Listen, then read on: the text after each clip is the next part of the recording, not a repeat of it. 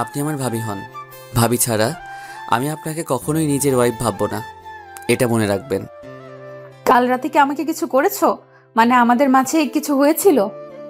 ইহিতা রিস্তাই আহানের বড় ভাবি হয়, তবে এখন তার বউ। আমি আসি।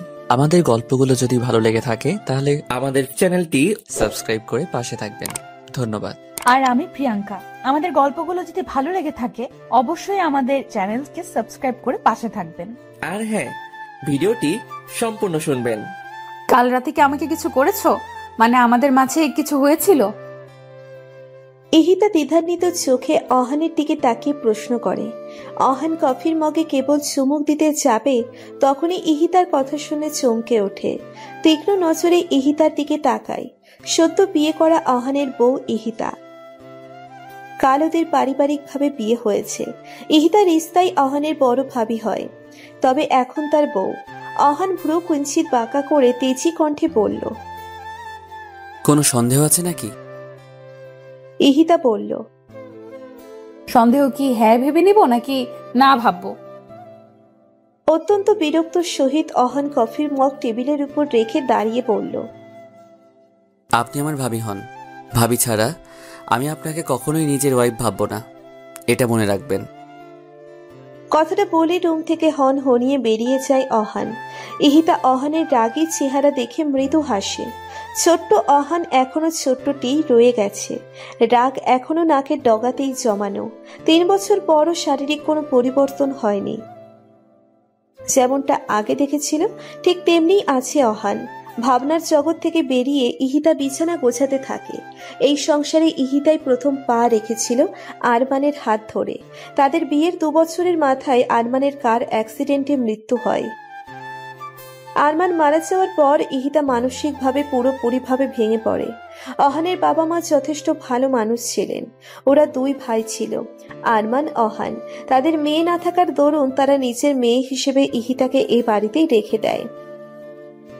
আরমান মারা গেছে 1 বছর হলো। এর মধ্যে শ্বশুর বাড়ি থাকতেই ইহিতার কয়েকটা বিয়ের সম্বন্ধ আসে। আহানের বাবা আজমল রহমান হামিদা বানুর সাথে আলাপ করে আহানের সাথে ইহিতার বিয়ের ব্যাপারে। হামিদা বানুও এমন কিছু একটা ভাবছিল, সেও এই বিয়েতে সহমত ছিলেন। ইহিতার বাবা মাকে খবর দিয়ে আহান ইহিতার বিয়ের কথা বললে তারাও দ্বিধাবোধ করে না, রাজি হয় এই বিয়েতে। কিন্তু আপত্তিকর বিষয় হলো আহানকে নিয়ে। আহান ছোট থেকে বড় হয় চায়নাতে। সেখানেই পড়াশোনা করার পর ড্রিম ছিল। ডিপ্লোমা ইঞ্জিনিয়ারিং সম্পূর্ণ করেছে। সেখানের একটি কোম্পানিতে জব করছে আহান। ভালো স্যালারি পাওয়ার কারণে আহান সেখানে সেটেলড হতে চায়। কিন্তু 2 দিন আগে ওর মা হামিদা বানু জরুরি তলব দিয়ে বাংলাদেশে আসতে বলে। আহান এত জরুরি তলবের মূল কারণ জানতে চাইলে হামিদা বানু বলে না। বাংলাদেশে আসলে বলা হবে বলে জানাই হামিদা বানু। আহান ছোট থেকে ওর মাকে প্রচন্ড ভয় পায় এবং কি এখনো তার কথা অক্ষরে অক্ষরে পালন করে। কিন্তু আজমল রহমানের সাথে আহানের বন্ধুত্বের মতো সম্পর্ক। বাবা হওয়ার পাশাপাশি সে আহানের বন্ধুও বটে। এই বিষয়টা ওর মাকে বলতে পারে না। সেই বিষয়টা নির্দ্বিধায় আজমল রহমানের কাছে শেয়ার করে। এখনো আহানের কোনো ব্যতিক্রম হলো না। মার জরুরি তলব পেয়ে আহান ছুটে আসে বাংলাদেশ। বাংলাদেশে এসেই জানতে পারে তার বড় ভাইয়ের বউকে বিয়ে করতে হবে, যে কিনা বিধবা নারী হিসেবে সবার কাছে পরিচিত। আহান তার মায়ের মুখের উপর না করতে পারেনি, কিন্তু আকার ইঙ্গিতে অনেকবার হামিদা বানুকে বোঝানোর চেষ্টা করেছে এই বিয়ে করতে পারবে না। কিন্তু হামিদা বানু তার এক কথাই থেকে যায়, বিয়ে করতেই হবে ইহিতাকে। তারপর আর কি, ঘরোয়া ভাবেই বিয়ে সম্পূর্ণ হয় কাল রাতে। আহান নিজের বিয়ে নিয়ে বেশ চিন্তিত ছিল, আর এদিকে ইহিতা রুমে এসে টুপ করে ঘুমিয়ে পড়েছে। আহানকে যেন দেখেও না দেখার ভান ধরে এমনটা করছে। আহান এটা দেখে নিজেকে শান্ত করে। হুটহাট করে বিয়ে হওয়ার কারণে হাজারটা চিন্তা ভাবনা করতে করতে চোখ লেগে আসে। জার্নি করে আসার পর রেস্ট নেওয়ার সময়টুকু পায়নি বিয়ের কারণে। তাই চোখ বন্ধ করার সঙ্গে সঙ্গে সারা রাজ্যের ঘুম এসে জড়ো হয় আহানের চোখের পাতায়। ঘুমিয়ে যায় অহান। সকালে ইহিতার ঘুম ভাঙার আগে অহানের ঘুম ভেঙে যায়। সারা রাত চেয়ারে এক কাতে ঘুমাবার ফলে ঘাড়ে কিছুটা ব্যথা অনুভব করে। ইহিতা তখনও ঘুমে কাঁদা। বিরক্তিকর ভাব নিয়ে ইহিতার দিকে তাকিয়ে রুম থেকে বেরিয়ে কিচেনে চলে আসে। আজমল রহমান ও হামিদা বানুও তখন ঘুম থেকে ওঠেনি। ইহিতার বাবা মা কাল রাতেই চলে যায়। অহান টুকটাক রান্নাবান্নার কাজ পারে। সেই সুবাদে এক মগ ব্ল্যাক কফি বানিয়ে নিয়ে রুমে ফিরে আসে। রুমে এসে বিছানার দিকে তাকাতেই ইহিতাকে দেখতে পায় বসা। বিছানার উপর বসে মাথা নত করে বিড়বিড় করে কিছু একটা বলছে। অহানের তখন ইচ্ছে জাগে তাকে জিজ্ঞেস করতে, কিন্তু কাল রাতে একাই স্বার্থপরের মতো বিছানায় ঘুমিয়েছে। বিধায় কিছু না বলে সেই চেয়ারে এসে বসে।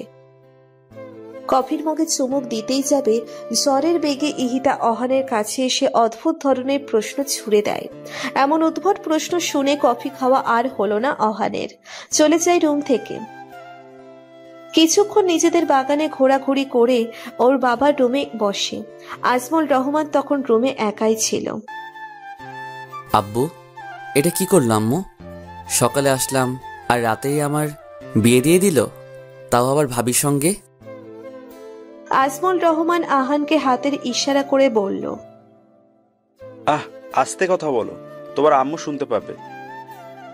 কি আসতে বলবো? আম্মু কেন এমনটা করলো? চায়না থেকে আসার আগে কেন বলেনি আমাকে বিয়ের কথা? আগে বললে তো তুমি আসতে না, তাই তোমাকে জানানো হয়নি। আব্বু, তুমি বুঝতে পারছো আমার বিয়ে হয়ে গেছে, তাও ভাবির সাথে। তাতে কি হয়েছে? বিয়ে তো একদিন তুমি করতেই। তাছাড়া তোমার বিয়ের বয়সও হয়েছে। আর ইহিতা অনেক ভালো মেয়ে, ঠিক সবকিছু মানিয়ে নেবে। আব্বু, ভাবি আমার বড়। হ্যাঁ জানি, 1 বছরের বড়। এটা কোনো ব্যাপার না, আজকাল এগুলো কমন ব্যাপার। আমি এই বিয়ে মেনে নিতে পারবো না, কিছুতেই না। কে কি মানবে না শুনি? গম্ভীর কণ্ঠে কথাটা বলতে বলতে রুমে প্রবেশ করে হামিদা বানু। তীক্ষ্ণ নজর অহানের উপর পড়তেই চট করে দাঁড়িয়ে যায়। ওর আম্মুর এমন চাহনি দেখে অহান রীতিমতো ভয় পাচ্ছে। আজমল রহমান তার স্ত্রীর কাছে এসে বললেন, মানে অহন বলছে নতুন বিয়ে করেছে, কিভাবে কি মানিয়ে নেবে এই আর কি। হামিদা বানু আজমল রহমানের কথা শুনে অহনার দিকে তাকিয়ে বলে, তোমার আব্বু যা বলছে তা কি সত্যি? অহান মাথা নত করে উপরের নিচে দোলায়, যার উত্তর, হ্যাঁ। সেটা নিয়ে তোমাকে এত ভাবতে হবে না। ড্রয়িং রুমে এসো, নাস্তা রেডি। বলেই রুম ত্যাগ করলেন হামিদা বানু। অসহায় চোখে নিচের দিকে তাকিয়ে আছে অহান। আজমল রহমান তার ছেলের বিষয়টা বুঝতে পারছে। অহানের কাছে এসে কাঁধে হাত রাখতেই হাত সরিয়ে অহান রুম থেকে বের হয়ে যায়। অহান ড্রয়িং রুমে এসে চুপচাপ নাস্তা খেতে থাকে। ইহিতা এটা ওটা এগিয়ে দিচ্ছিল। অহানের একটা বিষয় খুব অবাক লাগে। অহান 1 বছর পর বাংলাদেশে এসেছে। হামিদা বানু তার নিজের ছেলেকে যত্ন আত্তি না করে ইহিতাকে করছে দেখে মনে হচ্ছে ইহিতা এ বাড়িতে আজ প্রথম এসেছে। ডিম ভাজা পরোটা অহনার সামনে দিয়ে ইহিতার প্লেটে উঠিয়ে দিচ্ছে। এসব দেখে অহান ইহিতার দিকে ক্ষোভ নিয়ে আর চোখে তাকায়। কোনো রকম খাবার খেয়ে রুমে চলে আসে। রাগে একা বিড়বিড় করে বলতে থাকে, এটাই দেখার ছিল, নিজের ছেলের চেয়ে ছেলের বউয়ের প্রতি এত মোহাব্বত। এটা কোনো কথা? ইহিতা চা হাতে রুমে প্রবেশ করে। অহানকে টেবিলে পা উঠিয়ে বসে থাকতে দেখে সামনে এসে বলে, অহান, পা নামাও। অহান কপাল থেকে হাত সরিয়ে কপাল কুঁচকে তাকায় ইহিতার দিকে। ইহিতা ঝাড়ি দিয়ে বলে, আমার দিকে তাকাতে নয়, চেয়ারের উপর থেকে পা সরাতে বলেছি।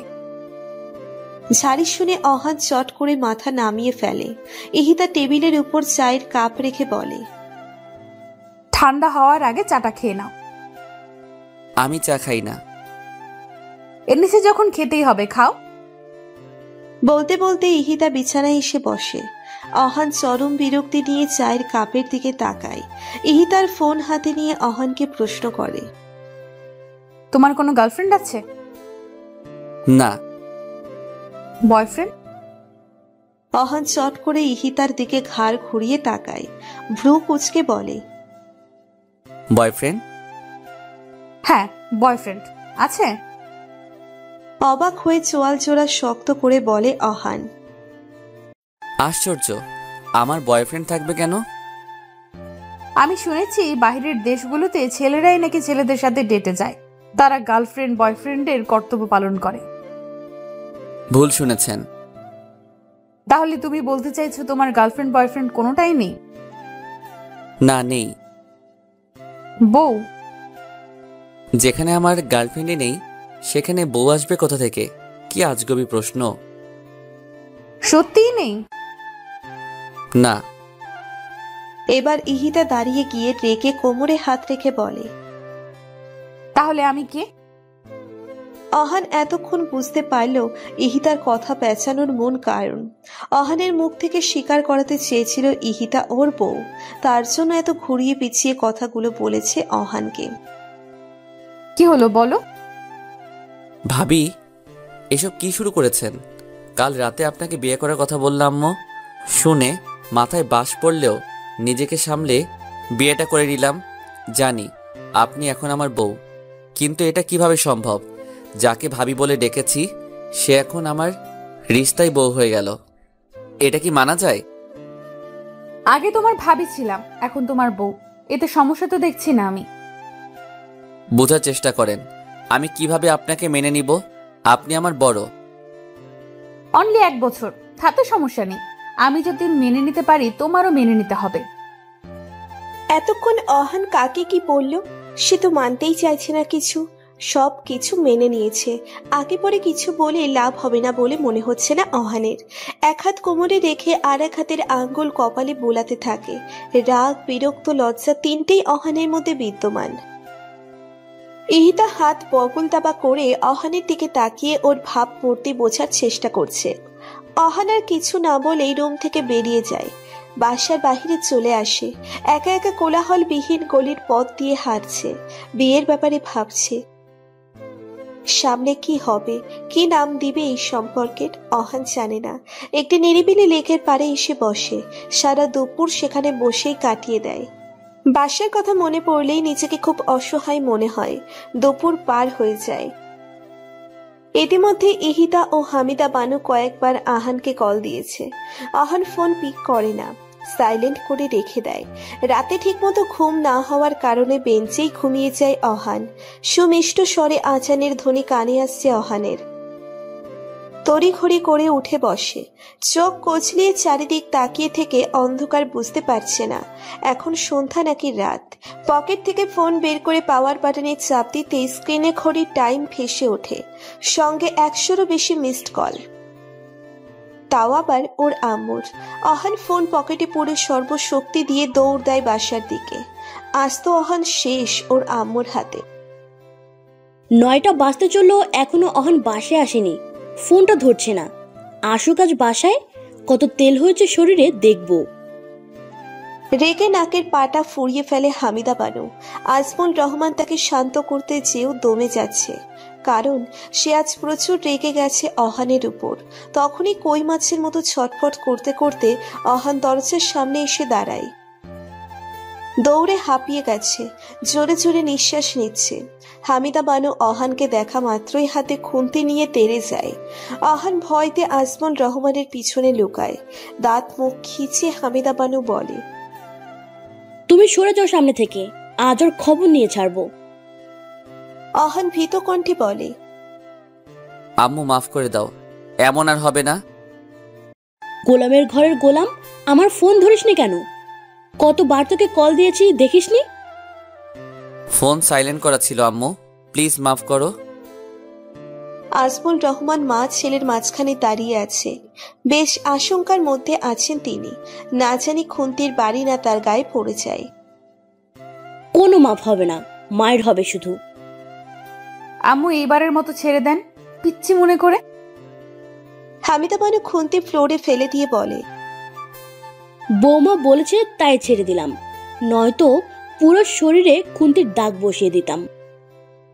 অহান স্বস্তির নিঃশ্বাস ফেলে ইহিতার উদ্দেশ্যে বলে, থ্যাংক ইউ ভাবি, বেঁচে গেলাম। হামিদা বানু ফ্লোর থেকে খুন্তি হাতে উঠিয়ে চিল্লিয়ে বলে। কি বললি তুই? হামিদা বানুর চিল্লানি শুনেই অহান উল্টো দিকে ফিরে ভয়ে রুমে দৌড় দেয়। আসলে ইহিতাকে ভাবি বলেছে ডেকেছে, তাই হামিদা বানু ফের রেগে গেছে। ইহিতা মুখে হাত রেখে হাসে অহানের এমন দৌড় দেখে। বলতে হবে ছেলেটি ভীষণ ভয় পায় তার আম্মুকে। রাত 10টা। অহান ভয় ভয়ে দরজার পর্দা সরিয়ে উকি মেরে দেখে ড্রয়িং রুমে কি করছে সবাই। আসলে দুপুরে কিছু না খাওয়ার ফলে প্রচুর খিদে পেয়েছে অহানের, যার কারণে উকি মেরে দেখছে খাবার টেবিলে বেড়েছে কিনা। আজমল রহমান ও হামিদা বানু চেয়ার টেনে টেবিলে বসে। তখনই হামিদা বানু ইহিতাকে বলে অহানকে ডেকে আনতে। অহান এটা শুনেই পর্দার আড়াল থেকে চট করে বেরিয়ে ফট করে একটি চেয়ার টেনে বসে পড়ে। ওর এমন কাণ্ডে সবাই বিস্মিত চোখে তাকায়। অহান সবার দিকে না তাকিয়েই বুঝতে পারে ওর এমন আগমনে সবাই অবাক হয়েছে। তাই সবকিছু স্বাভাবিক করার জন্য উঠে শান্তভাবে দাঁড়িয়ে রুমে চলে যায়। 30 সেকেন্ড পর ধীরে ধীরে রুম থেকে ড্রয়িং রুমে এসে চেয়ার টেনে বসে। সবাই এবারও একই নজরে আহানের দিকে তাকিয়ে যায়। আহান বুঝতে পারছে না কি করলে তারা ওর উপর থেকে নজর সরাবে। আসলে তারা বোঝার চেষ্টা করছে অহান কি করতে চাইছে। ইহিতা অহানের এমন কাণ্ডে এক ঠোঁট কামড়ে ধরে হাসি আটকিয়ে তাদের স্বাভাবিক করতে খাবার বেড়ে দিয়ে কথা বলতে থাকে। অহান কিছুটা হাঁপ ছেড়ে বাঁচে। খাবার খাওয়াই এক পর্যায়ে অহান মৃদু স্বরে হামিদা বানুকে বলে, আম্মু, আমাকে কাল চায়না যেতে হবে। এখানে আসার কারণে তাড়াহুড়োই ছুটি আনতে পারিনি। পরশুদিন অফিসে না গেলে সমস্যা হতে পারে। হামিদা বানু কিছুক্ষণ চুপ থেকে বললেন, যাও। অহান মনে মনে খুশি হয়ে যায়। ওর খুশির ঝলক চেহারায় ফুটে ওঠে, কিন্তু বেশিক্ষণ খুশির ঝলক চেহারায় টিকে রইল না। খুশি বানুর কথা শুনে খাবার খাওয়া বন্ধ হয়ে যায় অহানের। সে বলল, ইহিতাকেও সাথে নিয়ে যাবে চায়না, এটা আমার আদেশ। বলেই তিনি উঠে চলে যায়। অহান হাঁ করে ওর আম্মুর যাওয়ার দিকে তাকায়। পরক্ষণে ইহিতার দিকে তাকাতেই ইহিতা মুচকি হেসে এক চোখ টিপ দেয়। সঙ্গে সঙ্গে অহানের হাঁ করা মুখ বন্ধ করে নেয়। আজমল রহমান এটা দেখে মুচকি মুচকি হাসতে থাকে। আমাদের অহান পুরো আহম্মক হয়ে গেছে। ভাবলো কি আর হলো কি, জীবনটা ফুটবল হয়ে গেল। যখন যে পারছে পা দিয়ে ছুটিয়ে দিয়ে যাচ্ছে। চায়না গিয়ে কি ভাবি দেবরের সম্পর্ক ঠিক হবে নাকি এমনই রয়ে যাবে। রাত পেরিয়ে সকাল হলো। রাতেই ইহিতা কাপড় চোপড় গুছিয়ে রেখেছে। নাস্তা সেরে 10টার দিকে এয়ারপোর্টে আসে ওরা। সঙ্গে হামিদা বানু ও আজমল রহমানও এসেছে। ইহিতার পাসপোর্ট ভিসা আগে থেকে হামিদা বানু ম্যানেজ করে রেখেছিল। এয়ারপোর্টে বসে ইহিতাকে অহানের বিষয়ে অনেক কিছু বলে হামিদা বানু তাও অহানকে শুনিয়ে শুনিয়ে বলে, ইহিতা, অহন যদি উল্টাপাল্টা কিছু করে বা তোমার সাথে খারাপ ব্যবহার করে তাহলে তুমি আমাকে কল দিবে, তারপর দেখবে আমি ওর কি হাল করি। অহান তো পাশে দাঁড়িয়ে ওর আম্মুর কথাগুলো শুনে যাচ্ছে। আরো অনেক কিছু বলে হামিদা বানু। তখনই মাইকে অ্যানাউন্সমেন্ট হতে থাকে। অহান দ্রুত ওর আব্বু আম্মুর পা ছুঁয়ে সালাম করে ইহিতাকে দেখেই হাঁটতে থাকে। তখনই আবার ফিরে এসে ইহিতাকে সাথে নিয়ে প্লেনের উদ্দেশ্যে ছোটে। দুজনেই পাশাপাশি সিটে বসেছে। আহান ওর হাতের ব্যাগটা উপরে রেখে জানালার পাশের সিটে বসে। অহান এখন প্রাণ ভরে নিঃশ্বাস নিচ্ছে। আর চোখে ইহিতার দিকে তাকিয়ে দেখে সে হাত দুটো পিছনের দিকে দিয়ে গলার কিছু একটা পড়ছে। যাই পড়ুক না কেন তাতে ওর কি। চোখ সরিয়ে নেয় অহান, কিন্তু পরক্ষণে মনে পড়ে ইহিতা প্রথম প্লেনে চড়েছে। প্লেন যখন আকাশে উড়াল দিবে তখনই ওকে চাপটে ধরতে পারে। এটা দেখে অহান দ্রুত হাত উঁচুতে উঠিয়ে বগল দাবা করে রাখে। ইহিতা অহানের এমন কাণ্ড দেখে ঠিক বুঝতে পেরেছে কেন এমন করেছে অহান। এই যে নিজেকে এত স্মার্ট ভেবো না, আমার এত ভয় নেই। ইহিতা কথাটা বলেই চোখে রুমাল বাঁধতে শুরু করে। অহান ইহিতার কথায় পাত্তা না দিয়ে একইভাবে বসে রয়। কিছুক্ষণের মধ্যে প্লেন আকাশপথে উড়াল দেয়। প্লেন এতটা ঝাঁকি লাগার পরও ইহিতার চোখে রুমাল পেঁচিয়ে হেলান দিয়েই বসেছিল। অহান এটা দেখে কিছু অবাক হলেও পরে সামলে নেয়। ওরা সকালের দিকে পৌঁছে যায়। বাংলাদেশে তখন রাত। এয়ারপোর্ট থেকে বেরিয়ে আসতেই ইহিতার দিকে কিছু লোক অদ্ভুতভাবে তাকিয়ে থাকে। তাকানোটাই স্বাভাবিক, কারণ ইহিতা তো তাদের মতো স্টাইলিশ ড্রেস আপ পরেছে। তারা দেখেই বুঝতে পারে এরা বাংলাদেশি নয়তো ইন্ডিয়ান। অহান একটা ট্যাক্সি ডেকে উঠে বসে। গাড়িতে বসে ইহিতা অহানকে বলে, তুমি যেখানে থাকো সেই ফ্ল্যাটটি কি তোমার কোম্পানি থেকে দিয়েছে? কোম্পানির এমডি তো আমার শ্বশুর, যে দিয়ে দিবে ফ্ল্যাট। বাঁকা করে বলার কি আছে, সোজাভাবে বললেই তো হয় ভাড়া থাকে। কেন, আপনি জানেন না? না। ওয়াও, আমার ঘাড়ে ঝুলে পড়েছেন, অথচ আমার বিষয়ে কিছুই জানেন না। ফালতু কথা বলবে না অহান। আর তোমার মতো অসভ্য ছেলের বিষয়ে জানার আমার কোনো ইচ্ছে নেই। অহান রেগে সোজা হয়ে বসে, আঙ্গুল তুলে বলে, আমি অসভ্য? আপনি অসভ্য। কাল সকালে উঠেই আমাকে কি বলেছেন? রাতে কিছু হয়েছিল? হ্যাঁ বলেছি তো। তো মানে? আরে আমি সহজ সরল বাচ্চা ছেলে, ইন্টিমেট মানে কি সেটাও বুঝি না, আর আপনি আমাকে এসব জিজ্ঞেস করছেন? লজ্জা করেন আপনার? যত সব ফাউল। ইহিতা অহানের একটু সামনে গিয়ে ঘাড় কাত করে আস্তে করে বলে, তাহলে বন্ধের দিন ফ্ল্যাটে মেয়ে মানুষ নিয়ে এসে কি লুডো খেলো? ইন্টিমেট মানে বোঝো না? এমনিতেই ইহিতা অহানের কাছে এসেছে দেখে পিছনে সরে গেছে অহান। এখন আবার ওর বলা কথাটা শুনে অহানের চোখ রসগোল্লার মতো বড় হয়ে যায়। ইহিতা পিছিয়ে এসে বলে, এত বড় করে তাকালে চোখের মনি খুলে আমার হাতে এসে পড়। অহান বড় নিঃশ্বাস নিয়ে খুব কষ্টে একটা ঢোক গেলে স্লোলি ভাবে সামনে তাকায়। এমন ভাবে বসে রয় দেখে মনে হচ্ছে পাশে শান্তশিষ্ট লেজ বিশিষ্ট একটি বিড়ালের বাচ্চা বসে আছে। অহানের এমন অবস্থা দেখে ইহিতা মনে মনে বলে, জাস্ট শুরু করলাম, তোমার সব খারাপ অভ্যাসগুলো আস্তে আস্তে খোলাসা করবো আহান। ইহিতা ভাবি কিভাবে জানলো আমি মেয়েদের সাথে ইন্টিমেট হই বন্ধের দিন? তাহলে সে কি আমার উপর নজর রাখছে? যতটা সহজ সরল ভেবেছিলাম সে তো তার চেয়েও কঠিন। আমার বাকি খারাপ কাজ? না না, আমাকে জানতে হবে সেগুলো জানে কিনা। এসব যদি আম্মুর কানে যায় তাহলে সে নিশ্চয়ই আমার পিছনে লোক লাগিয়েছে। মনে মনে কথাগুলো বলে ঢোক গেলে অহান। অনেকক্ষণ পর ওরা বাসায় চলে আসে। অহান ব্যাগ নিয়ে সিঁড়ি বেয়ে উপরে ওঠে। বিল্ডিংটা 5 তলা ছিল। অহান থাকে 2 তলায়। ফ্ল্যাটের সামনে এসে চাবি দিয়ে দরজা খুলে ভেতরে প্রবেশ করে। ভেতরে এসে ইহিতার মেজাজ বিগড়ে যায়। পুরো ঘর অপরিষ্কার। চিপস, জুস, নুডলস ইত্যাদি আরো অনেক কিছুর খোসা এখানে সেখানে ফেলানো। 2টা রুম, বাম দিকের রুমের সঙ্গে কিচেন, মাঝখানে ছোট্ট একটা ড্রয়িং রুম। ঘরের ভিতরে আলো বাতাস আসার কোনো পদ্ধতি নেই। অল টাইম লাইট জ্বালানো থাকে। তবে ঘর বেশ ঠান্ডা। ইহিতা অহানের দিকে ডাকি চোখে তাকাতেই অহান মুখে হাসির রেখা টেনে বলে, ব্যাচেলর সংসার, তাই এমন। বাকিটা শোনার আগেই ইহিতা কিচেনে আসে। সেখানে একই অবস্থা। আধোয়া থালা বাসন, চামচ, কড়াই আরো অনেক কিছু বেসিনে রাখা। কিচেন থেকে অহানের রুমে আসে। পুরো রুমে কাপড় চোপড় এখানে ওখানে ফেলানো।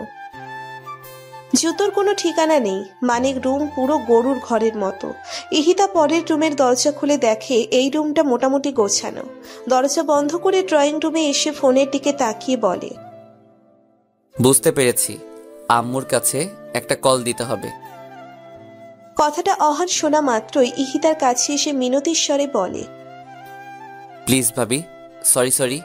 ইহিতা, আম্মুর কাছে কল দিবেন না। আমি কথা দিচ্ছি 4 ঘন্টার মধ্যেই ঘর একদম চকচকে করে ফেলবো। প্লিজ কল দিবেন না। সত্যি তো? পাক্কা সত্যি। তাহলে কলেজে গেলে পড়ো। বলেই ইহিতা ওর ট্রলি নিয়ে গোছানো রুমে আসে। অহান ধপ করে ছোট সোফায় বসে পড়ে। কান্না ফেস বানিয়ে বলে, যা করতে পছন্দ করি না তাই আজ করতে হবে। কোথায় ফেসে গেলাম দয়াল। ইহিতা চিল্লিয়ে রুম থেকে বলে, অহান, কাজ শুরু করেছো? অহান ইহিতার কথা শুনেই চট করে দাঁড়িয়ে ঘর গোছানোর কাজে লেগে পড়ে। প্রথমে সব ময়লা একটি পলিথিনে ওঠাতে থাকে, তারপর ঝাড়ু দিয়ে রান্নাঘরে থাকা আধোয়া থালা বাসন ধুতে থাকে। এরই মধ্যে ইহিতা কিচেনে আসে ঠান্ডা পানি খাওয়ার জন্য। অহানকে থালা বাসন ধুতে দেখে ওর দিকে তাকাতে তাকাতে ফ্রিজ খোলে। অহান ইহিতাকে ফ্রিজ খুলতে দেখেই চোখ মুখ কুচকিয়ে অন্যদিকে তাকায়। ইহিতা ফ্রিজ খোলার সাথে সাথে থ হয়ে যায়। কিছুক্ষণ ফ্রিজের দিকে তাকিয়ে থেকে অহানের দিকে ক্রোধিত চোখে তাকায়। অহান তখন ঘাড় অন্যদিকে ঘুরিয়ে থালা বাসন মাজছিল। ইহিতা ঠাস করে ফ্রিজ লাগিয়ে চিল্লিয়ে চিল্লিয়ে বলে, গাধা দেখেছি, কিন্তু তোমার মতো এমন গাধা আমি আগে কখনো দেখিনি। অহান ঠিক একভাবেই দাঁড়িয়ে থালা বাসন মাজছে, কোনো প্রতিক্রিয়া নেই, জানে এসব এখন শুনতেই হবে। ইহিতা ফের চিল্লিয়ে চিল্লিয়ে বলে, যেমন নোংরা ঘর করে রাখে তেমন ফ্রিজটাও নোংরা করে রেখেছ। কি কি আবর্জনা রেখেছ ফ্রিজের মধ্যে! পচা সবজি, খালি ক্যান, খালি পানি, তার সাথে দুধের বোতল, বাসি তরকারি, ডিমের খোসা, এমনকি দাঁত মাজার পেস্ট ব্রাশও সেখানে রেখে দিয়েছো। ছি! অহানের কোনো পরিবর্তন হয়নি, একইভাবে দাঁড়িয়েই থালা বাসন ধুতে ব্যস্ত। তুমি এত নোংরা কবে থেকে হলে? সবার সামনে তো খুব স্মার্টনেস দেখাও, আর ভেতরে নোংরা কোথাকার। ইহিতার কথাই এবার পাল্টা জবাব দেয় অহান। থালা বাসন হাত থেকে ঠাস করে রেখে বলে, আমার ঘর, আমার রুম, আমার ফ্রিজ, আমি যা মন চাই তাই করতে পারবো, তাতে আপনার কি? আমাকে নোংরা বলার আপনি কে? ইহিতা অহানের কথা শুনে কিছুক্ষণ চুপ করে থেকে বলে, আচ্ছা, আমি কে তোমার সেটা আম্মুকে কল দিয়ে জিজ্ঞেস করি। ওয়েট। বলেই কল দিতে নিলেই তখনই ইহিতা ওর পায়ের কাছে কিছু একটা অনুভব করে। তাকিয়ে দেখে অহান ইহিতার দুই পা জড়িয়ে ধরে রেখেছে। ইহিতা এক ভ্রু উঁচু করে বলে, কি? অহান গানের সুর মিলিয়ে ইহিতাকে বলে, ভাবি গো, আম্মুরে বইলেন না, আম্মু আমাকে পিটাইয়া তক্তা বানাবে। ও ভাবি গো, মাফ করেন। ইহিতা মুখে হাত রেখে মিটমিটিয়ে হাসে। ওর এখন মন চাইছে খিলখিল করে হাসছে অহানের কাণ্ড দেখে, কিন্তু কোন রকম হাসি থামিয়ে ভারী কণ্ঠে বলে, ওঠো। না, আগে বলেন আম্মুরে কল দিবেন না? আচ্ছা যাও, কল দিব না। এবার উঠো, থালা বাসন ধুয়ে নাও, আর হ্যাঁ, ফ্রিজও সুন্দর করে পরিষ্কার করবে। ওকে। অহান খুশি হয়ে পা ছেড়ে উঠে দাঁড়ায়। ইহিতা চলে যাওয়ার সময় বলে, আমাকে ভাবি বলে ডেকেছো, নেক্সট টাইম যেন আর না শুনি। নাম ধরে ডাকবে আমার। অহান মনে মনে ইহিতার উপর ক্ষোভ নিয়ে কাজ করতে থাকে। অহানের ভালো দিনগুলোতে খুব বেশি মিস করছে এখন। কান্না ফেস বানিয়ে থালা বাসন ধুতে থাকে। 3 ঘন্টা পর কিচেন, ফ্রিজ, ড্রয়িং রুম পরিষ্কার করা শেষ। এয়ারপোর্ট থেকে আসার পর কিছুই খাওয়া হয়নি অহানের। ইহিতাও খায়নি। খালি পেটে এত এত কাজ করে অহান টায়ার্ড। গলায় তোয়ালে ও হাতে বালতি নিয়ে ওর রুমের দিকে ধীরে ধীরে এগিয়ে যাচ্ছে। ঘামে মনে হচ্ছে কৌশল করে দিয়েছে। এত কাজ অহান কখনোই করেনি। আজ এত কাজ করতে করতে জিহ্বা বাহিরে এসে পড়েছে। বালতিতে পানি নিয়ে নিচের রুমে যাচ্ছে রুম মোছার জন্য। একবার রুমে দিতেই কলিং বেল বেজে ওঠে। আহান বালতি রেখে দরজা খুলতে নিলেই ইহিতা রুম থেকে বের হতে হতে বলে, আই না, দরজা খুলবে না তুমি, তোমার হাতে ময়লা। অহান ওর হাত দুটোর দিকে তাকালো। কই, ময়লা তো দেখছে না। ইহিতার দিকে গাল ফুলিয়ে তাকায়। এত কাজ করেছে, ময়লা তাকাতেই পারে, তাই বলে কি দরজা খোলা নিষিদ্ধ? একটু পরে আবার না বলে বসে, গায়ে ময়লা, পাশে থেকে বের হও। কথাগুলো মনে মনে আওড়াচ্ছে অহান। ইহিতা দরজা খুলে দেয়। হাসি মুখে একটি যুবক ভেতরে আসে। যুবকটি আগে থেকেই ইহিতাকে চিনত। সে ছিল অহানের কাছের বন্ধু রিফাত। তারা একসাথেই চায়না এসেছে। একই অফিসে কাজ করলেও তাদের ফ্ল্যাট ভিন্ন। রিফাত এই বিল্ডিং এর 3 তলায় থাকে। ইহিতা ঠোঁটে হাসি ফুটিয়ে বলে, আরে রিফাত যে, কেমন আছো? ভালো আছি ভাবি, আপনি কেমন আছেন? এই তো আছি। তা আপনি কথাটা বলে শেষ করার আগেই অহানের দিকে চোখ পড়ে। রিফাত জিজ্ঞেস করে, ভাবি এই ছেলেটাকে চেহারায় ময়লা মাখানো, আপনাদের বাসায় নতুন কাজের লোক নাকি? আর আহান কোথায়? ওকে দেখছি না যে। ইহিতা প্রথম হেসে দিয়েও আবার মুখে হাত রেখে হাসি থামায়, বলে, অহান এখানে সেখানেই আছে, ভেতরে এসো, বসো। না ভাবি, আমি এখন বসবো না। দেখে মনে হচ্ছে ঘর পরিষ্কার করা হচ্ছে। ভালো করে পরিষ্কার করান। অহান শালায় জন্মের নোংরা, ঘর অপরিষ্কারেই রেখে দেয়। আমি যাই, পরে আসবো না আবার। বলেই রিফাত দ্রুত বাসা থেকে বের হয়ে যায়। আসলে রিফাত জানতো এটাই অহান, তাই একটু মজা নিয়ে গেল অহানের সাথে। ইহিতা মিটমিটিয়ে হেসে দরজা বন্ধ করে দেয়। অহান রিফাতের কথায় ডাকে ফুসফুস করছে। কাজ করতে করতে চেহারায় হাল খারাপ হয়ে গেছে অহানের। তাহলে বুঝুন কত কাজ করেছে আজ অহান। ইহিতা ভারী কণ্ঠে বলে, এইভাবে দাঁড়িয়ে না থেকে তাড়াতাড়ি ঘর মুছে গোসল করে এসো। চেহারার যেই হাল করেছো তাতে রিফাতের কথাই সত্যি ছিল। কথাটা বলে ইহিতা এক মুহূর্ত না দাঁড়িয়ে চলে আসে রুমে। অহান বেচারা বালতি নিয়ে এক বুক কষ্ট নিয়ে রুমে চলে আসে। কান্না ফেস বানিয়ে রুম জোরে জোরে মুছতে থাকে। সময় কেটে যায়, 1টা বেজে গেছে। ইহিতা গোসলে অনেক আগেই করে নিয়েছে। এদিকে অহান গোসল করে তোয়ালে পেঁচানো অবস্থায় শুয়ে পড়ে বিছানায়। আজ অনেক কাজ করেছে সে। মনে পড়লেই অহানের রাগে কাঁদতে ইচ্ছে করছে। ইহিতা উঠতেই কলিং বেল বেজে ওঠে। রুম থেকে বেরিয়ে দরজা খুলে দেখে খাবার ডেলিভারির লোক এসেছে। ইহিতা খাবার অর্ডার করেছিল। টাকা দিয়ে খাবারগুলো নিয়ে সার্ভ করে ছোট্ট টেবিলে রাখে। চিল্লিয়ে অহানকে ডাকে খাবার খেতে। ইহিতা টিভি অন করে খাবার খাচ্ছে।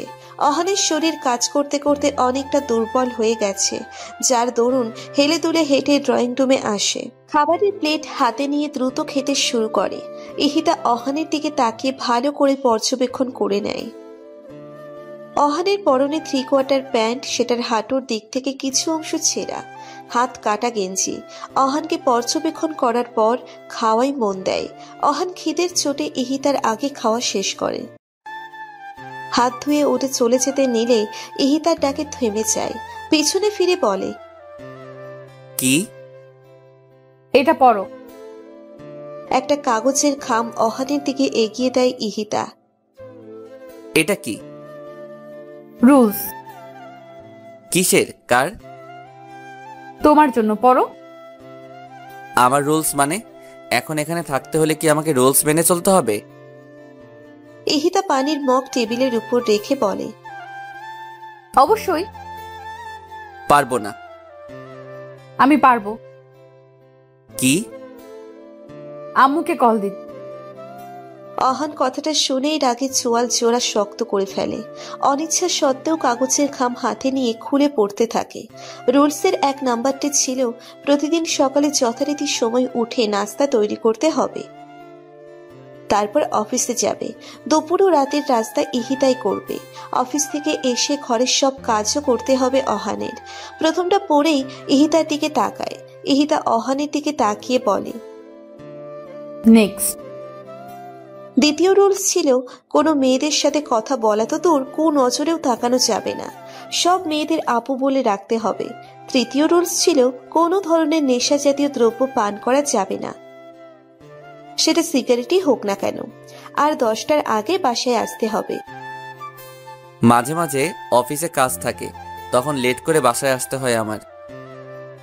সেই ব্যাপার ভিন্ন। চতুর্থ নাম্বার রুলস ছিল ইহিতার সব কথা পাই টু পাই শুনতে হবে, আর না হলে জাস্ট একটা কল যাবে বাংলাদেশে। রাগে অহান চোখ বন্ধ করে নেয়। রাগে নিঃশ্বাস ফেলে টেবিলের উপর 2 হাত রেখে ইহিতার দিকে ঝুঁকে চেহারার সামনে গিয়ে বলে, যদি আমি আপনাকে এখানে মেরে গুম করে দেই বা আপনার ফোন ছিনিয়ে নেই, তারপর তো আম্মুর সাথে যোগাযোগ করতে পারবেন না, তখন?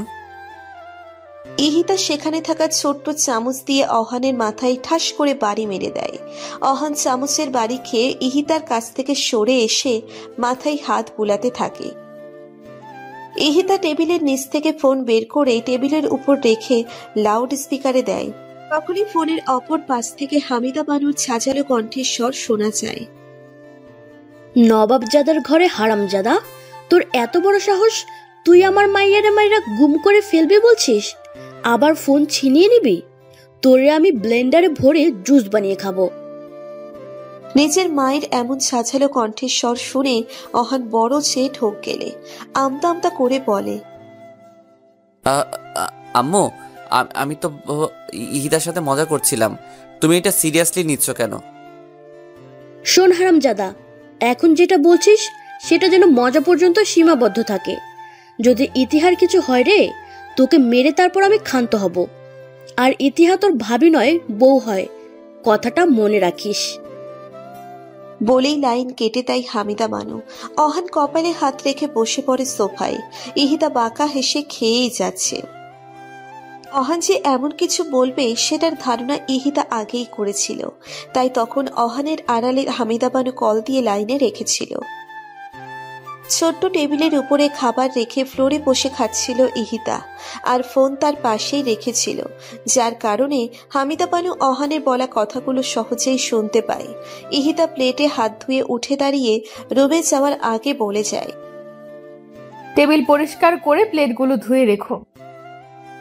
অহান চেয়ার আর কান্না ভাব ফুটিয়ে ময়লা প্লেট বেসিনে রাখতে লাগলো।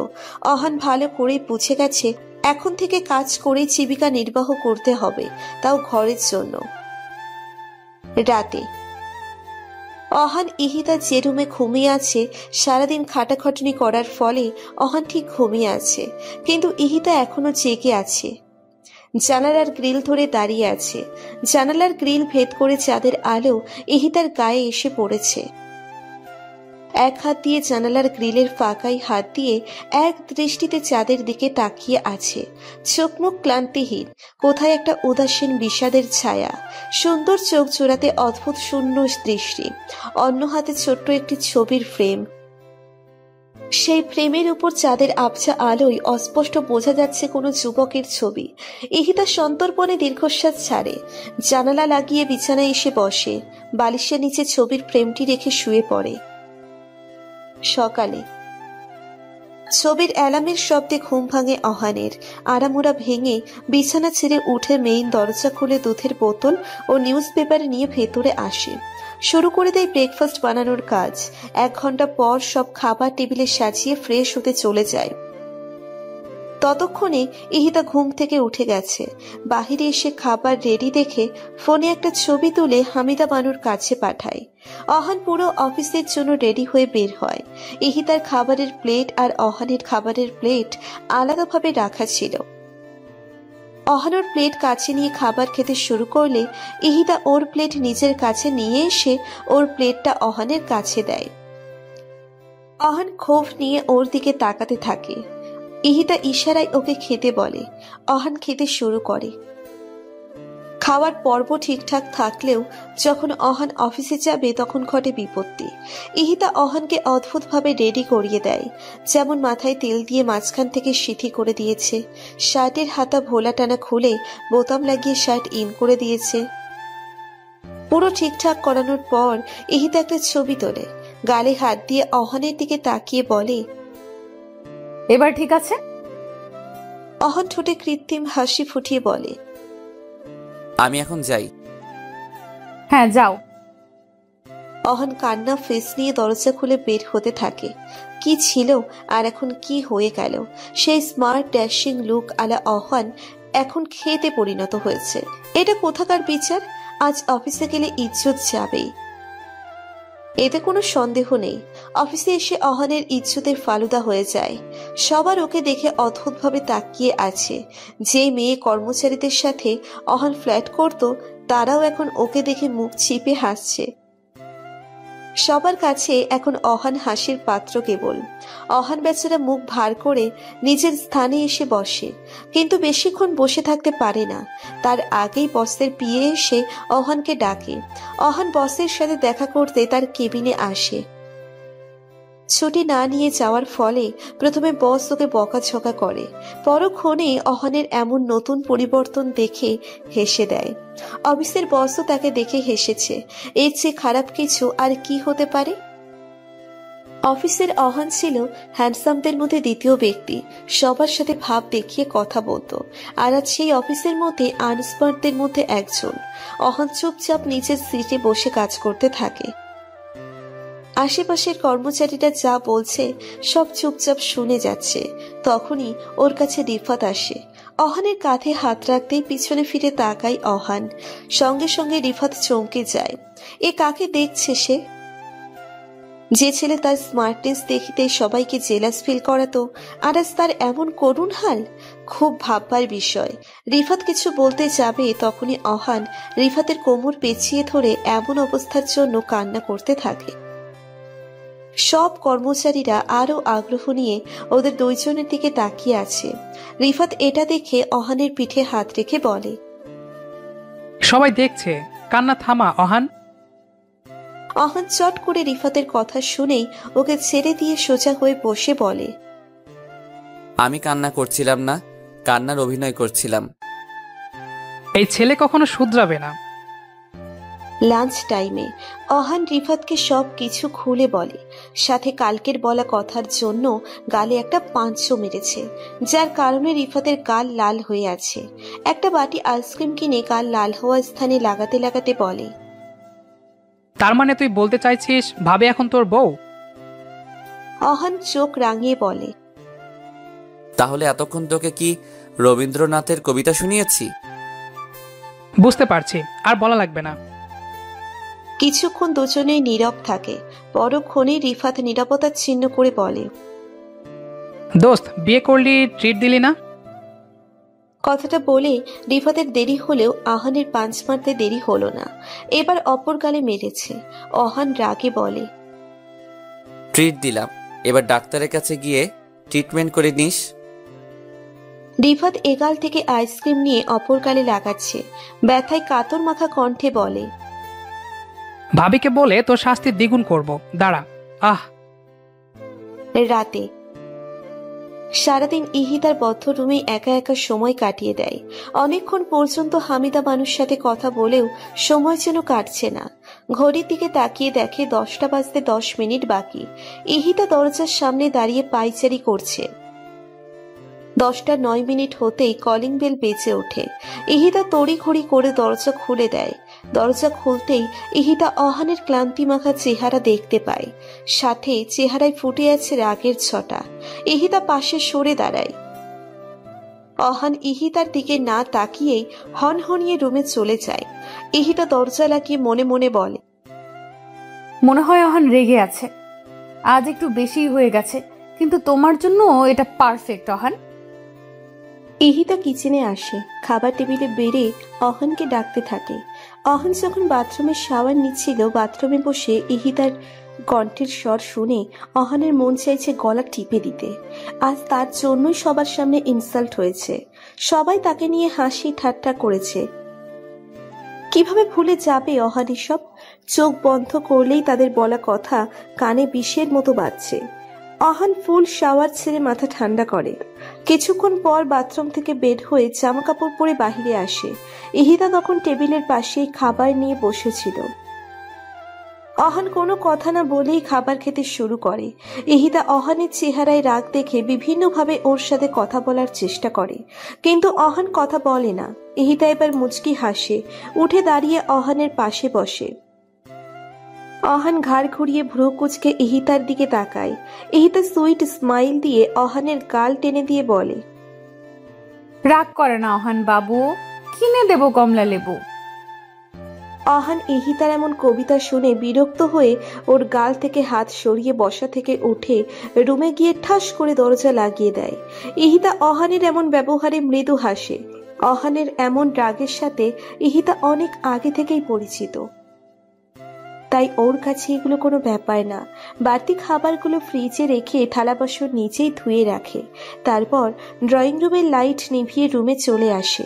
বিছানায় বসে বালিশের নিচ থেকে সেই ফটো ফ্রেমটি বের করে। গলায় হাত দিয়ে চেইন সহ লকেটটি দেখতে থাকে। এটা আরমান ওকে বাসর ঘরে দিয়েছিল। আরমানের মৃত্যুর পর খুলে রেখেছিল। কিন্তু সেদিন প্লেনে বসে এটা গলায় পরে নেয়। কেন জানি খুব পড়তে মন চাইছিল। টেবিল লাইট নিভিয়ে ফটো ফ্রেমটি বুকের সাথে জড়িয়ে শুয়ে পড়ে ইহিতা। সকাল থেকে হামিদা বানু আজমল রহমানের সাথে চিল্লাচিল্লি করছে। এত করে তাকে চিনি কম খেতে বললেও কথা শোনানো যায় না তাকে। আজমল রহমানের ডায়াবেটিস, তাই হামিদা বানু তাকে চিনি কম খেতে বললেও সে তার বারণ শোনে না। এই জন্য সকাল থেকেই চিল্লাচিল্লি শুরু করেছে সে। আজমল রহমান বেশ আরামে কানে তুলো গুজে ইজি চেয়ারে বসে পেপার পড়ছে। হামিদা বানুর কথা সে কিছু শুনছে না। সকালে অহানের ডাকে ইহিতার ঘুম ভাঙে। বিছানা থেকে উঠতেই মাথাটা চক্কর দেয়। কিছুক্ষণ বসে থেকে তারপর ফ্রেশ হয়ে বাহিরে আসে। আজ বেশ লেট হয়ে গেছে অহানের, তাই ইহিতাকে রেখেই নাস্তা খাচ্ছে অহান। ইহিতা নাস্তা খেতে বসার আগে অহান পানি খেয়ে দরজা খুলে বের হতে নেয়, কিন্তু পেছন থেকে ইহিতার ডাকে থেমে যায়। অহান প্রচুর বিরক্ত হচ্ছে। সে জানে ইহিতা কেন তাকে ডেকেছে, আবার কালকের মতো ক্ষেত বানাবে, কিন্তু ইহিতা এমন কিছু করে না আজ। অহানের সামনে এসে চুলগুলো হাত দিয়ে ঠিক করে নেয়, শার্টের কলার নামিয়ে হাতের বোতাম লাগিয়ে দেয়। তারপর অহানের কাছ থেকে দূরে সরে চোখের ইশারায় যেতে বলে। অহান দ্রুত চলে যায়। সিঁড়ি দিয়ে নামতে নামতে অহান হাতঘড়ি দেখতে থাকে। আজ অনেক লেট সে। ট্যাক্সি করে কোনো মতে অফিসে পৌঁছেই কারোর সাথে কথা না বলে নিজের কাজ করতে থাকে। আজকের কেউ অহানকে দেখে হাসাহাসি করেনি, সব কিছু স্বাভাবিকই ছিল। ইহিতা ফ্ল্যাট থেকে নিচে নেমে বাহিরের পরিবেশটা দেখছে। সব কিছু ভিন্ন হতেই হবে, কারণ এটা তো আর বাংলাদেশ নয়। পাশের বিল্ডিং এর কিছু বাচ্চারা বল নিয়ে খেলছে। ইহিতা বাচ্চাদের দিকে কিছুক্ষণ তাকিয়ে থাকে। তখনই একজন যুবক ও যুবতী তাদের দুজনকে কথা কাটাকাটি করতে দেখে তাদের মধ্যে কোনো বিষয় নিয়ে ঝগড়া লেগেছে। ছেলেটি মেয়েটিকে মানানোর চেষ্টা করছে, কিন্তু মেয়েটি গাল ফুলিয়ে অভিমান নিয়ে দাঁড়িয়ে আছে। তাদেরকে দেখে ইহিতার বুক চিরে দীর্ঘশ্বাস বেরিয়ে আসে। ঠোঁটে বিষাদময় হাসি ফুটিয়ে বাসার ভেতর চলে যায়। সিঁড়ি বেয়ে উঠতে উঠতে ইহিতার চোখ থেকে পানি ঝরতে থাকে, কিন্তু ইহিতা তোয়াক্কা করে না। এক পর্যায়ে ইহিতা সিঁড়িতে বসে পড়ে, হো হো করে কেঁদে দেয়। চাপা কান্না জিয়ার বুকের মাঝে দমিয়ে রাখতে পারছে না। খুব মনে পড়ছে আরমানের কথা, তার সাথে কাটানো মুহূর্তের কথা। এখন নিজেকে বড্ড একা মনে হচ্ছে।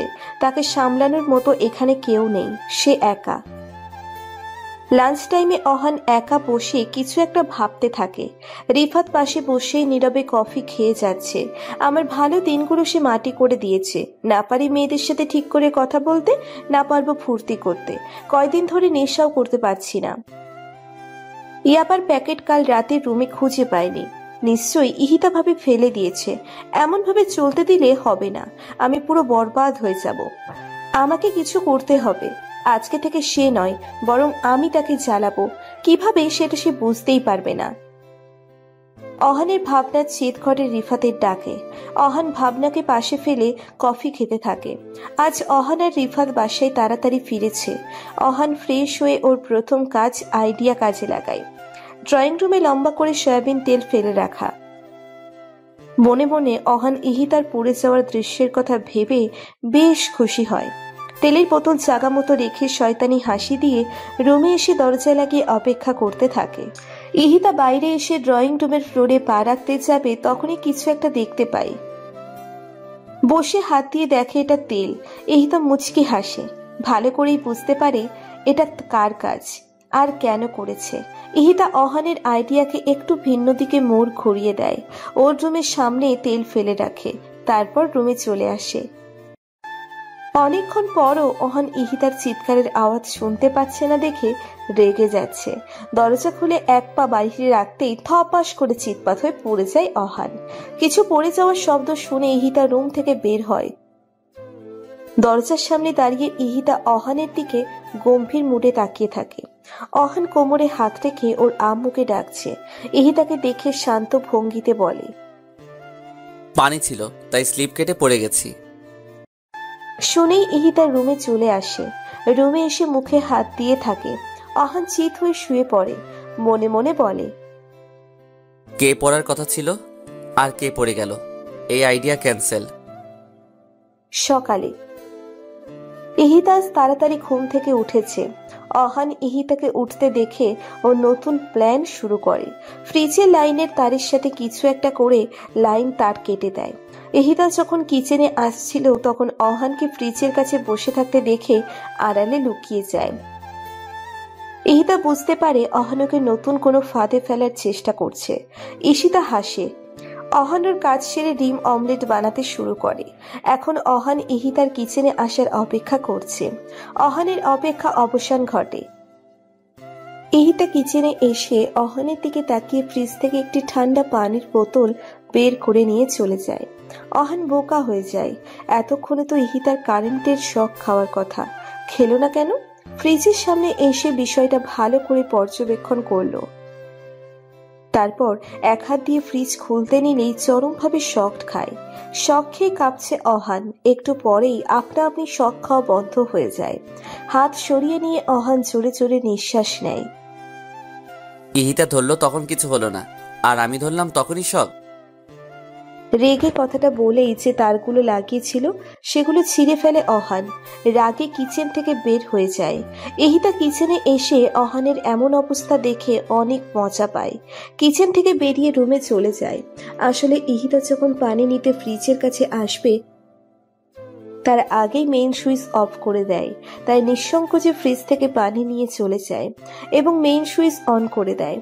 যখনই অহান ফ্রিজ খোলার জন্য হাত বাড়ায় তখন সে শক খায়। বেচারা অহান তার কাছে এসব বেমালুম। 3 দিন কেটে যায়। অহান এই 3 দিনে ইহিতাকে ওর ফাঁদে ফেলতে পারেনি। কোনো না কোনো ভাবে ইহিতা অহানের ফাঁদে ধরে ফেলেছে। অহান আর ইহিতা এমন লুকোচুরি খেলা বেশ ভালোই চলেছে এই 3 দিনে। শেষে অহান হার মেনে নেয়। আজ অহানের অফ ডে, তাই সে ইহিতাকে নিয়ে ঘুরতে বের হয়। তাও ওর আম্মুর কথায়। অহান রাজি ছিল না। চায়নার একটি বড় পার্কে আসে ওরা দুজন। ইহিতা সেখানকার বাকি মানুষদের দিকে তাকিয়ে থাকে। কারো নাক বোঝা, কারো চোখের নিচের অংশ ফুলানো, মানে চায়নাদের দেখতে যেমন হয় আর কি। তাদের ভাষা শুনে ইহিতা কিছুই বুঝতে পারে না, কিন্তু অহান বুঝতে পারে এবং কথাও বলতে পারে। ইহিতা অহানকে নিয়ে একটি দোকানে আসে। সেখানে বিভিন্ন রঙের গোল গোল ললিপপ বিক্রি করছে। ইহিতা অহানকে কিনে দিতে বললে অহান প্রথমে মুখ ঘুরিয়ে রাখলেও পরে কিনে দেয়। ইহিতা নিজের ও অহানের জন্য ললিপপ নেয়। মজা করে ইহিতা ললিপপ খেলেও অহান হাতে নিয়ে বিরক্তিকর ভাব নিয়ে হাঁটছে। ইহিতা অহান একটা বেঞ্চে বসে। অহান মুখ ভার করে রাখে আর ইহিতা ললিপপ খেতে থাকে। তখনই ইহিতার নজর কিছু বাচ্চাদের উপর পড়ে। তারা কানামাছি খেলছিল। ইহিতা অহানের হাতে ওর খাওয়া ললিপপটা ধরিয়ে দিয়ে বাচ্চাদের কাছে যায়।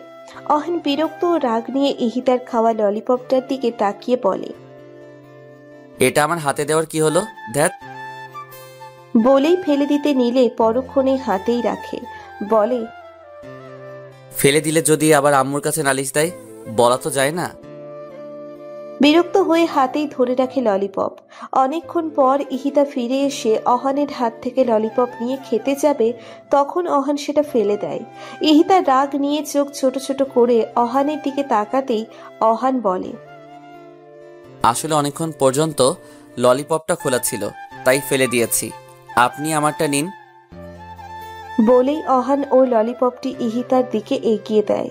ইহিতা অহানের কথা শুনে ঘাড় হালকা কাত করে বলে, বাবা, যে কিনা এই 3 দিন ধরে আমার ক্ষতি করার জন্য উঠে পড়ে লেগেছে, আজ সে আমাকে তার নিজের ললিপপ দিচ্ছে। অহান চট করে ঘাড় গড়িয়ে দেয়। মনে মনে বলে, শিট, ইহিতা এটা জানলো কিভাবে? তারপর পরক্ষণে ঘাড় ঘুরিয়ে কথা পাল্টে বলে, না খেলে আমি খেয়ে নিচ্ছি। কথাটা শুনেই ইহিতা চট করে অহানের হাত থেকে ললিপপ নিয়ে অহানের গাল টেনে টেনে বলে, না না পিচ্ছি, অহান দিয়েছে আর আমি খাবো না, ধন্যবাদ অহান। বলেই উঠে চলে যায় ইহিতা। অহান গালে দুহাত রেখে ইহিতার যাওয়ার পানে তাকিয়ে বলে, আমার গাল এবার ঝুলেই যাবে। এই কয়দিনে যা টেনেছে, কথায় কথায় খালি গাল টানে, ফাজিল একটা। অনেকক্ষণ অহান ইহিতা সেখানে বসে সময় কাটায়। ইহিতার মনটা আজ বেশ ফুরফুরা হয়ে গেছে। অনেকদিন পর এতটা খুশি হয়েছে সে। সেখান থেকে যাওয়ার সময় রাস্তার পাশেই ইহিতা একজন ছোট্ট 4-5 বছরের মেয়ে ও অন্ধ একটি বৃদ্ধ লোককে দেখতে পায়। সামনে একটি থালা রেখে ভিক্ষা চাইছে তারা। ইহিতার খুব খারাপ লাগে। অহানকে টেনে তাদের সামনে নিয়ে এসে বলে, অহান, আমাকে কিছু টাকা দাও। এই ছোট লোকদের দিবেন? মুখটা বন্ধ রাখো আর টাকা দাও। অহান টাকা না দিয়ে তাদের সামনে রাখা থালায় লাথি মেরে দূরে ফেলে দেয়। রেগে জোরে জোরে বলে, এদের মতো ছোট লোকদের জন্য আমি টাকা উপার্জন করি না। আপনার দিতে মন চাইলে আপনি নিজে দিন। বলেই চলে যেতে নিলে ইহিতা দাঁত কিরবির করে অহানের শার্টের কলার ধরে টেনে ওর সামনে দাঁড় করায়। দাঁত মুখ খিচে বলে, ছোট লোক তারা নয়, ছোট লোক তুমি। তোমার মন। তুমি কি পশু? নিশ্চয়ই না।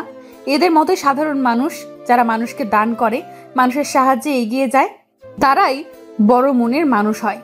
তোমার মতো জঘন্য লোকেরা কখনোই বড় মনের মানুষও বড় লোক হতে পারে না। ভুলে যেও না, তুমি একজন মুসলিম ঘরের ছেলে। তোমার উপর জাকাত ফরজ হয়েছে অনেক আগেই। মানুষকে ভালোবাসতে শেখো। সব সময় গরিবের থালে লাথি মেরে তাদের অপমান করে নিজেকে বড় মনে করো না। আর তুমি এসব লোকদেরই ছোট লোক বলে মনে করি। কথাগুলো এক নিঃশ্বাসে বলেই ইহিতা সেই প্লেট ও টাকাগুলো কুড়িয়ে তাদের সামনে রেখে দেয়। সঙ্গে কিছু টাকাও তাদের প্লেটে দিয়ে অহানকে রেখেই আগে আগে হাঁটতে থাকে। অহান একইভাবে দাঁড়িয়ে আছে। বেশ আশ্চর্য হচ্ছে সে। ইহিতার লাস্টের কথা শুনে অহান এখনো ঘোরের মাঝে আছে। ওর মাথায় আজ কাজ করছে না। ইহিতা কি করে জানলো সবসময় তাদের সাথে এমন আচরণ করে, গরিব মানুষদের অপমান করে? সব তালগোল পাকিয়ে যাচ্ছে। কে ওর বিষয় সবকিছু ইহিতাকে বলল? কে? অহান সেখান থেকে চলে যাওয়ার আগে একবার তাদের দিকে তাকায়, তারপর চোখ সরিয়ে চলে যায়। ইহিতা রোডের পাশে দাঁড়িয়েছিল। অহান ইহিতাকে দেখতে পেয়ে সেখান থেকে ট্যাক্সি নেয়। অহান আগে ট্যাক্সিতে উঠে বসে। ইহিতা ওর পাশে না বসে ড্রাইভারের সিটে বসে। এতে অহান ও ড্রাইভার কিছুটা অবাক হয়, তবুও তারা কিছু বলে না, চুপ করে থাকে। ড্রাইভার গাড়ি চালাতে থাকে। অহান বুঝতে পেরেছে ইহিতা বেশ রেগে আছে ওর উপর। ওরা পৌঁছে যায়। অহান রিফাতের ফ্ল্যাটে আসে। রাগী ভাব নিয়ে সোফায় চুপ করে বসে থাকে। রিফাত অহানের চেহারায় রাগের আভা দেখে ওর পাশে বসে বলে, কিছু হয়েছে কি? অহান রাগী কণ্ঠে তীক্ষ্ণ নজরে রিফাতের দিকে তাকিয়ে বলে, বিয়ার আছে? না, জানিস তো আমি এসব খাই না। অহান রিফাতের উপর থেকে নজর সরিয়ে নেয়। রাগী দৃষ্টিতে কিছুক্ষণ ফ্লোরের দিকে তাকিয়ে থাকে। এরপর কিছু না বলেই ফ্ল্যাট থেকে বের হয়ে যায়। বাসায় না গিয়ে বেরিয়ে আসে বাহিরে। জোরে জোরে ফুটপাত দিয়ে হাঁটতে থাকে। সামনেই একটি বার ছিল। ভেতরে যাওয়ার জন্য পা বাড়াতেই ইহিতার কথা মনে করে থেমে যায়। রাগে চোখ বন্ধ করে সামনে থাকা দেওয়ালে ঘুষি মারে। তারপর আবার রাস্তা দিয়ে হাঁটতে থাকে। ভেতরে যাওয়ার জন্য পা বাড়াতেই ইহিতার কথা মনে পড়ে থেমে যায়। রাগী চোখ বন্ধ করে সামনে থাকা দেয়ালে ঘুষি মারে। তারপর আবার রাস্তা দিয়ে হাঁটতে থাকে। সারাদিনে আহান বাসায় যায়নি। একটি পার্কে বসে সময় কাটিয়েছে। এখন রাত 9টা বাজে। ইহিতা লাইফে আসার পর জীবন নষ্ট হয়ে গেছে। না পারছে ঠিক মতো বাঁচতে, না পারছে ঠিক মতো চলতে। সব সময় তার কথা অনুযায়ী চলতে হয়। এভাবে চলতে থাকলে পাগল হয়ে যাবে। কথাগুলো মনে মনে ভাবছে আর হাঁটছে অহান। হঠাৎ আকাশে বিদ্যুৎ চমকালো, সাথে জোরে বাতাসও বইতে শুরু করেছে। মনে হয় খুব জোরে বৃষ্টি হবে। কিছু দূর যেতেই খুব জোরে বৃষ্টি শুরু হয়। রাস্তায় যে মানুষজন ছিল তারা দৌড়তে শুরু করে। কেউ কেউ ছাউনির নিচে দাঁড়িয়ে আছে, কেউ গাছের নিচে। বৃষ্টি থামার অপেক্ষা করছে তারা। কিন্তু অহান এসব তোয়াক্কা না করে ধীরে ধীরে পায়ের সামনের দিকে এগিয়ে যাচ্ছে। মনে আছে একরাশ ক্রোধ, সেটা শুধু ইহিতাকে নিয়েই। আর থাকবে নাই বা কেন? যে ছেলে অফিসের ভিতরেও বাহিরে মেয়েদের সাথে ফ্লার্ট করত, সব ধরনের নেশা জাতীয় দ্রব্য পান করত, গরিব অসহায় মানুষের সাথে খারাপ ব্যবহার করত, সুযোগ পেলে মেয়েদের সাথে রাত কাটাতো, তার কি আর এমন লাইফ ভালো লাগে? সে নিশ্চয়ই চাইবে না তার জীবনটা এমনই থাকুক সব সময়। সে তো তার আগের লাইফে যেতে চায়। এমন বোরিং লাইফ সে চায় না। ভীষণ রাগ হয় তার ধারণা আশেপাশের মানুষ এখন তাকে দেখে হেসে মজা নিচ্ছে, কানাঘুষা করছে, যেগুলো অহানের কাছে খুব বিষাক্ত মনে হচ্ছে। বৃষ্টিতে ভিজে ভিজে 11টার দিকে বাসায় আসে অহান। কলিং বেল বাজাতেই দরজা খুলে দেয় ইহিতা। অহানকে ভেজা অবস্থায় দেখে ইহিতা ভারী কণ্ঠে প্রশ্ন করে, এতক্ষণ কোথায় ছিলে? ভিজলে কেন? ইহিতার কথা শুনে অহান ইহিতার দিকে তাকায়। কোনো কারণে অহানের চোখের ভেতরটা লাল হয়ে আছে। অহান গম্ভীর মুখে তাকিয়ে আছে। অহানের এমন চাহনি দেখে ইহিতা পথ ছেড়ে দেয়। অহান দ্রুত রুমে চলে যায়। ইহিতা দরজা লাগিয়ে দেয়। অহানের এমন চাহনীয় অবস্থা দেখে ইহিতাকে বেশ ভাবাচ্ছে। ইহিতা খাবার বেড়ে অহানের জন্য বসে রয়, কিন্তু অহান রুম থেকে বের হয় না। ইহিতার যতটুকু মনে পড়ে বিকেলেও তেমন কিছু খায়নি অহান। ইহিতা অহানের জন্য অপেক্ষা করে, কিন্তু অহান রুম থেকে বের হচ্ছে না। অহানের রুমে যেতে চেয়েও পিছুপা হচ্ছে ইহিতা বারবার, তবুও যেতে হবেই। ইহিতা অহানের রুমের দরজা ঠেলে ভেতরে আসে। ভেজা কাপড় চোপড় নিয়ে গুটিসুটি মেরে বিছানায় শুয়ে আছে অহান। ইহিতা দ্রুত অহানের কাছে যায়।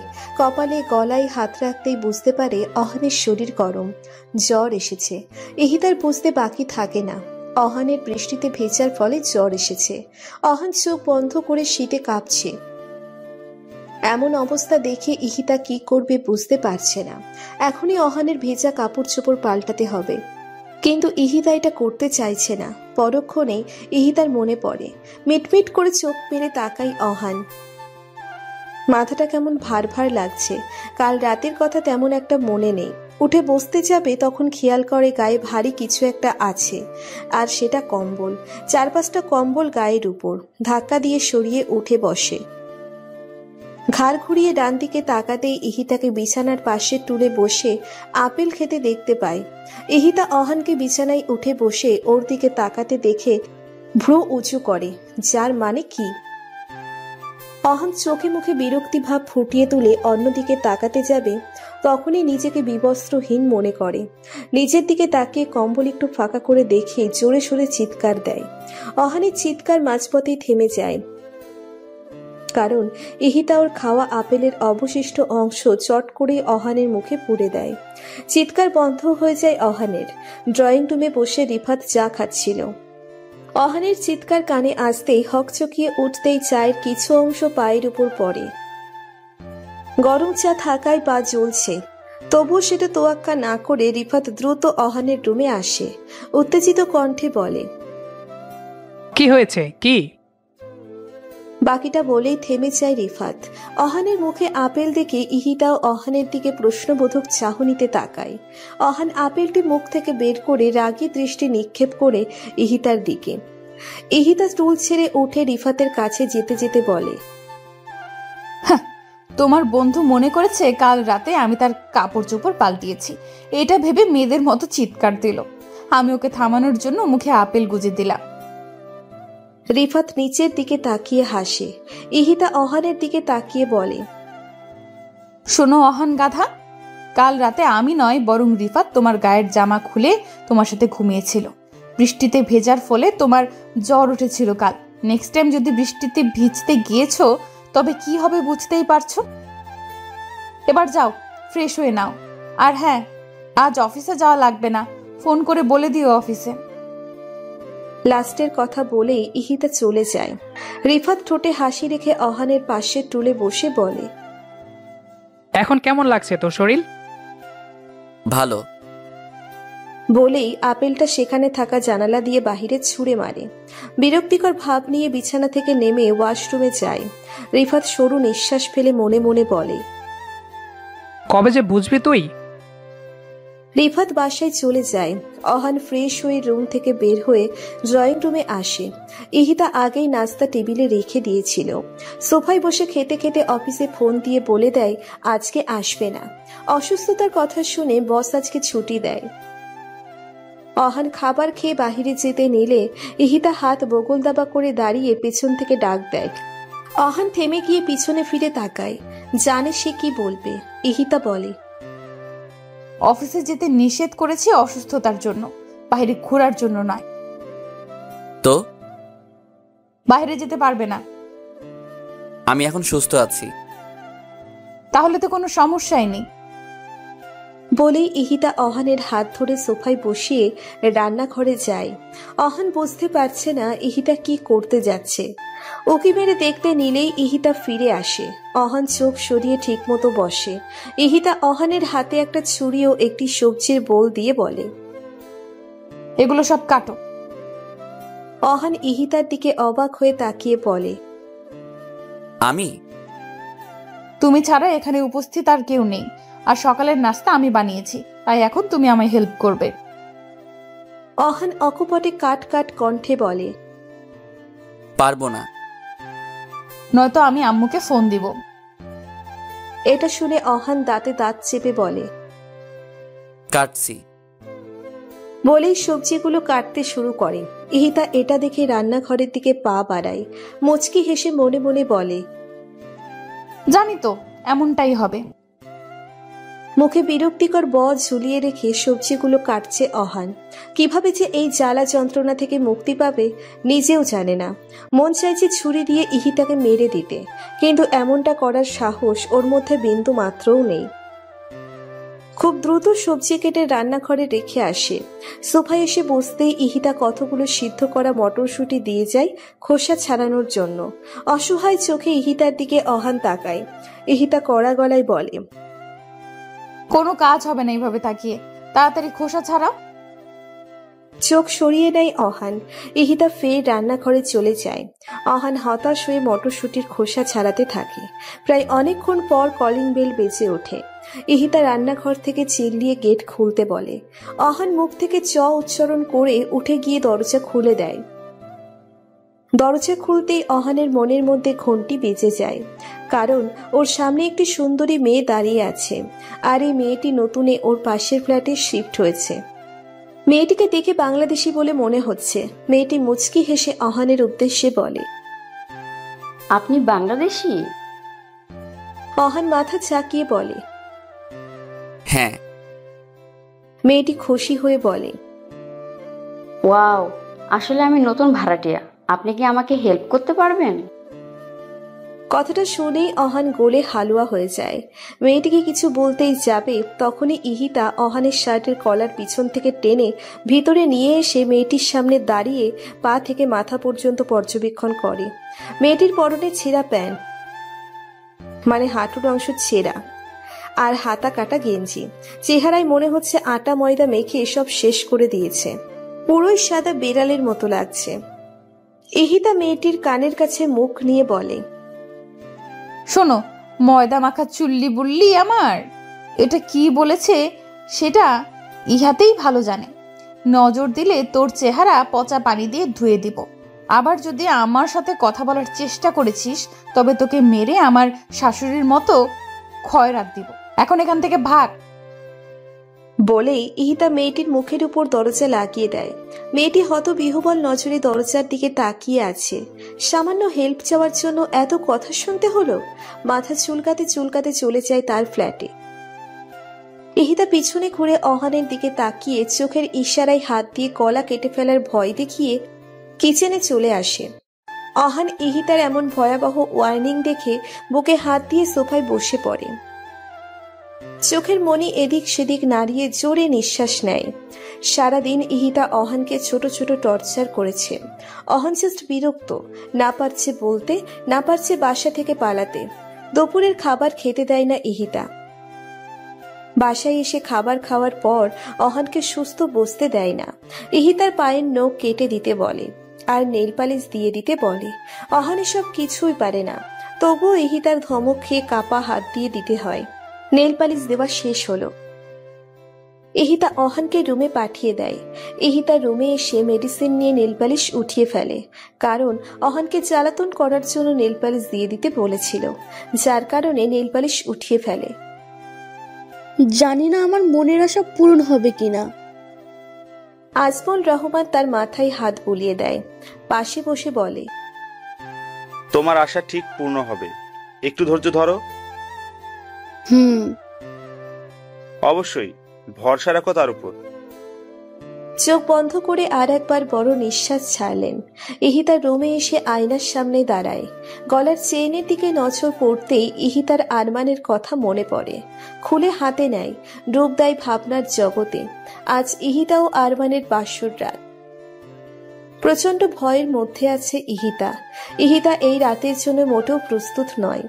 এসেই যদি স্বামিত্ব ফলাতে চাই, এটা ভেবে অনেক বেশি আতঙ্কের মধ্যে আছে। বিয়ের আগে আরমানের সাথে একবার কথা হয়েছিল ইহিতার, তাও টুকটাক।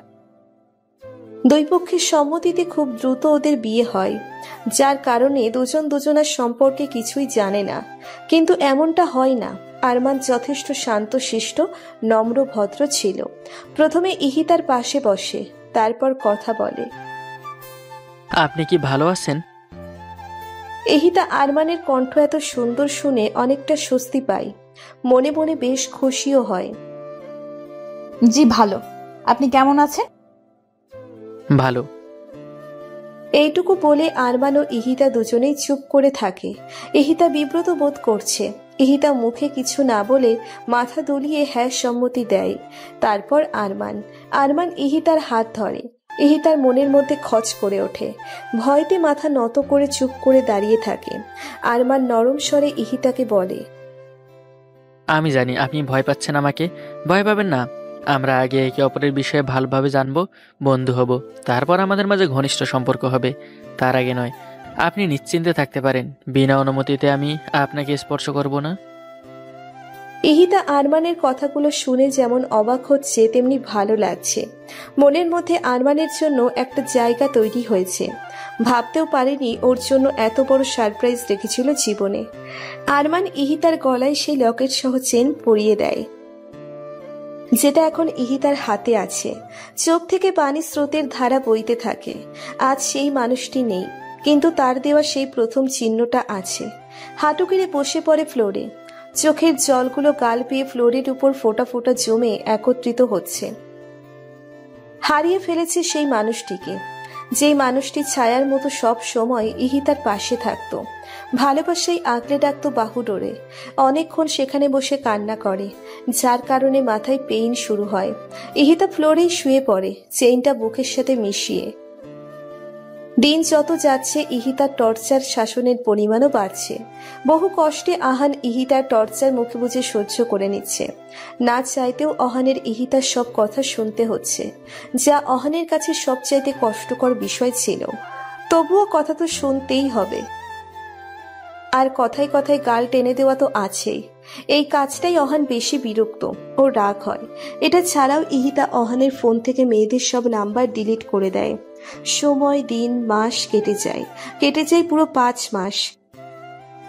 এখন অহানের কাছে ইহিতার সব টর্চারগুলো মুখস্থ হয়ে গেছে। কখন কি বলতে হয় তা অহান জানে। তারপরও সুযোগ পেলে অহান তেরামি করতে পিছুপা হয় না। অহানের তেরামি ঠিক করার জন্য ইহিতা তো আছেই। এক মেডিসিনই সোজা অহান। ইহিতা অহানকে দিয়ে জামা ইস্ত্রি করাচ্ছে। ইহিতা দাঁড়িয়ে থেকে বলে দিচ্ছে কিভাবে জামা ইস্ত্রি করতে হয়। অহান ঠিক সেইভাবেই ইস্ত্রি করছে। হাত দিয়ে দেখিয়ে বলে ইহিতা, ঠিক মতো করো, ভালো করে ধরে নাও। করছি। হ্যাঁ, ঠিক মতো করো। কথা না বলে জোরে জোরে মেশিন দিয়ে জামা খুঁজতে থাকে। রাগে অহান দাঁত কিরমির করছে। ইহিতা অহানের কাছ থেকে চলে এসে আরাম করে সোফায় বসে আচার খাচ্ছে। কিছুক্ষণ পর অহানের কাজ শেষ হয়। ইহিতা অহানকে বলে, ফ্রিজে আইসক্রিম আছে, নিয়ে এসো। আপনি না আচার খাচ্ছেন? আইসক্রিমও খাবো। মনে মনে বলে অহান। খাদক কোথাকার। যাবে নাকি? যাচ্ছি। বলেই অহান বিরক্তি নিয়ে ফ্রিজ থেকে আইসক্রিম বের করে ঠাস করে লাগিয়ে হনহনিয়ে ড্রয়িং রুমে আসে। আইসক্রিমের বাটি ধাপ করে রাখে টেবিলের উপর। ভদ্রতা শিখো নাই? না, শিখি নাই। তার চেয়ে বড় কিছু থাকলে আমি আছি। বলেই অহান রুমে চলে আসে। ইহিতা অহানের রাগ দেখে মৃদু হাসে। ফোনের রিংটোন বাজতে থাকে। ইহিতা ফোনের স্ক্রিনের দিকে তাকিয়ে দেখে হামিদা বানু কল দিয়েছে। ফোন নিয়ে রুমে চলে আসে। হামিদা বানুর সাথে ইহিতার অনেকক্ষণ কথা হয়। ফোন কেটে দেওয়ার পর ইহিতা আইসক্রিমের বাটি ফ্রিজে রেখে গোসল করতে চলে যায়। অহান বাথটাবে বসে একা একা নিজের সাথেই কথা বলছে। জানি না কিভাবে ইহিতার কাছ থেকে মুক্তি পাবো। জীবনটা আমার অতিষ্ঠ, বরবাদ। আজকে ছুটির দিনও শান্তি নেই, হুকুম জারি করে করেই মারবে আমায়। রাগ নিয়ে গোসল সেরে বের হয় অহান। এসে টেবিলে খাবার সাজাতে থাকে। ইহিতা রুম থেকে বের হয়ে দেখে অহান খাবার বাড়ছে। ইহিতা খুশি হয়ে অহানের গাল টেনে খেতে বসে। দুজনের খাওয়া শেষ হলে বিকেলের দিকে ঘুরতে বের হয়। রাতে বাসায় এসে জানতে পারে অহান ও রিফাতের আরেকটি ফ্রেন্ড এসেছে, আর সে মেয়ে, নাম আনিকা। আনিকা ওদের সাথে চায়না পড়তে এসেছে, তবে ওদের সেকশনে ভিন্ন ছিল। আনিকা আর্কিটেকচার নিয়ে পড়াশোনা করে। ওদের থেকে ভালো পজিশনে আছে আনিকা। 3 বছর আগে আনিকার সাথে অহানের কোনো একটি বিষয় নিয়ে ঝগড়া হয়। এরপর থেকেই আনিকা অহানের সাথে যোগাযোগ বিচ্ছিন্ন করে দেয়। রিফাতের সাথে ওর কথা হলেও অহানের সাথে কথা হয় না। অহানও আনিকার সাথে কখনো যোগাযোগ করার চেষ্টা করে না। আজ এতদিন পর আনিকা 2 দিনের ছুটি নিয়ে ইহিতা ও রিফাতের সাথে দেখা করতে এসেছে এবং এই 2 দিন রিফাতের ফ্ল্যাটেই থাকবে। আনিকা ইহিতার সাথে দেখা করতে আসে। অহান আনিকাকে দেখেও ইগনোর করে বাসা থেকেই বেরিয়ে যায়। আনিকার এতে বেশ খারাপ লাগে, কারণ ভুলটা আহানেরই ছিল। ঝগড়াটা আহানেই করেছে। ভাবি, কিছু বুঝতেছো? অহান কি ভালো হবে? জানি না, তবে আমার যথাসাধ্য চেষ্টা করছি। এতদিন পর অহানের সাথে দেখা হলো, তবুও আমার সাথে কথা বললো না। মন খারাপ করে বলে আনিকা। ইহিতা আনিকার কাঁধে হাত রেখে বলে, কষ্ট পেও না, জানোই তো আহানের রিগো একটু বেশি। দেখবে একদিন আহান কথা বলার জন্য তোমাকে খুঁজবে। জানি না এটা সত্য হবে কিনা। আন্টির সাথে কথা বলো না। অহানের আম্মুর কথা বলছো? হ্যাঁ বলি তো, আমি কয়দিন আগে বাংলাদেশে গিয়েছিলাম, তখন তার সাথে দেখা করে এসেছি। ও, আমার আব্বু আম্মু বিয়ের কথা বলছে, কিন্তু আমি না করে দিয়েছি। তারপরও তারা ছেলে দেখছে। কথাটা বলতে বলতে আনিকার চোখ থেকে পানি চলে আসে। কষ্ট, চাপা কষ্ট লুকিয়ে আছে আনিকার বুকে। ভালোবাসার কাঙাল সে, ভালোবেসেও ভালোবাসার মানুষটিকে পাচ্ছে না। প্রতিনিয়ত ভেতর থেকে ভেঙে যাচ্ছে। ইহিতা আনিকার মাথাটা বুকের সাথে মিশিয়ে নেয়। আনিকা ফুপিয়ে ফুপিয়ে কাঁদতে থাকে। এতক্ষণে কারো মাথা ঠেকিয়ে কান্নার স্থান পেল। নিজেকে ধরে রাখতে পারল না।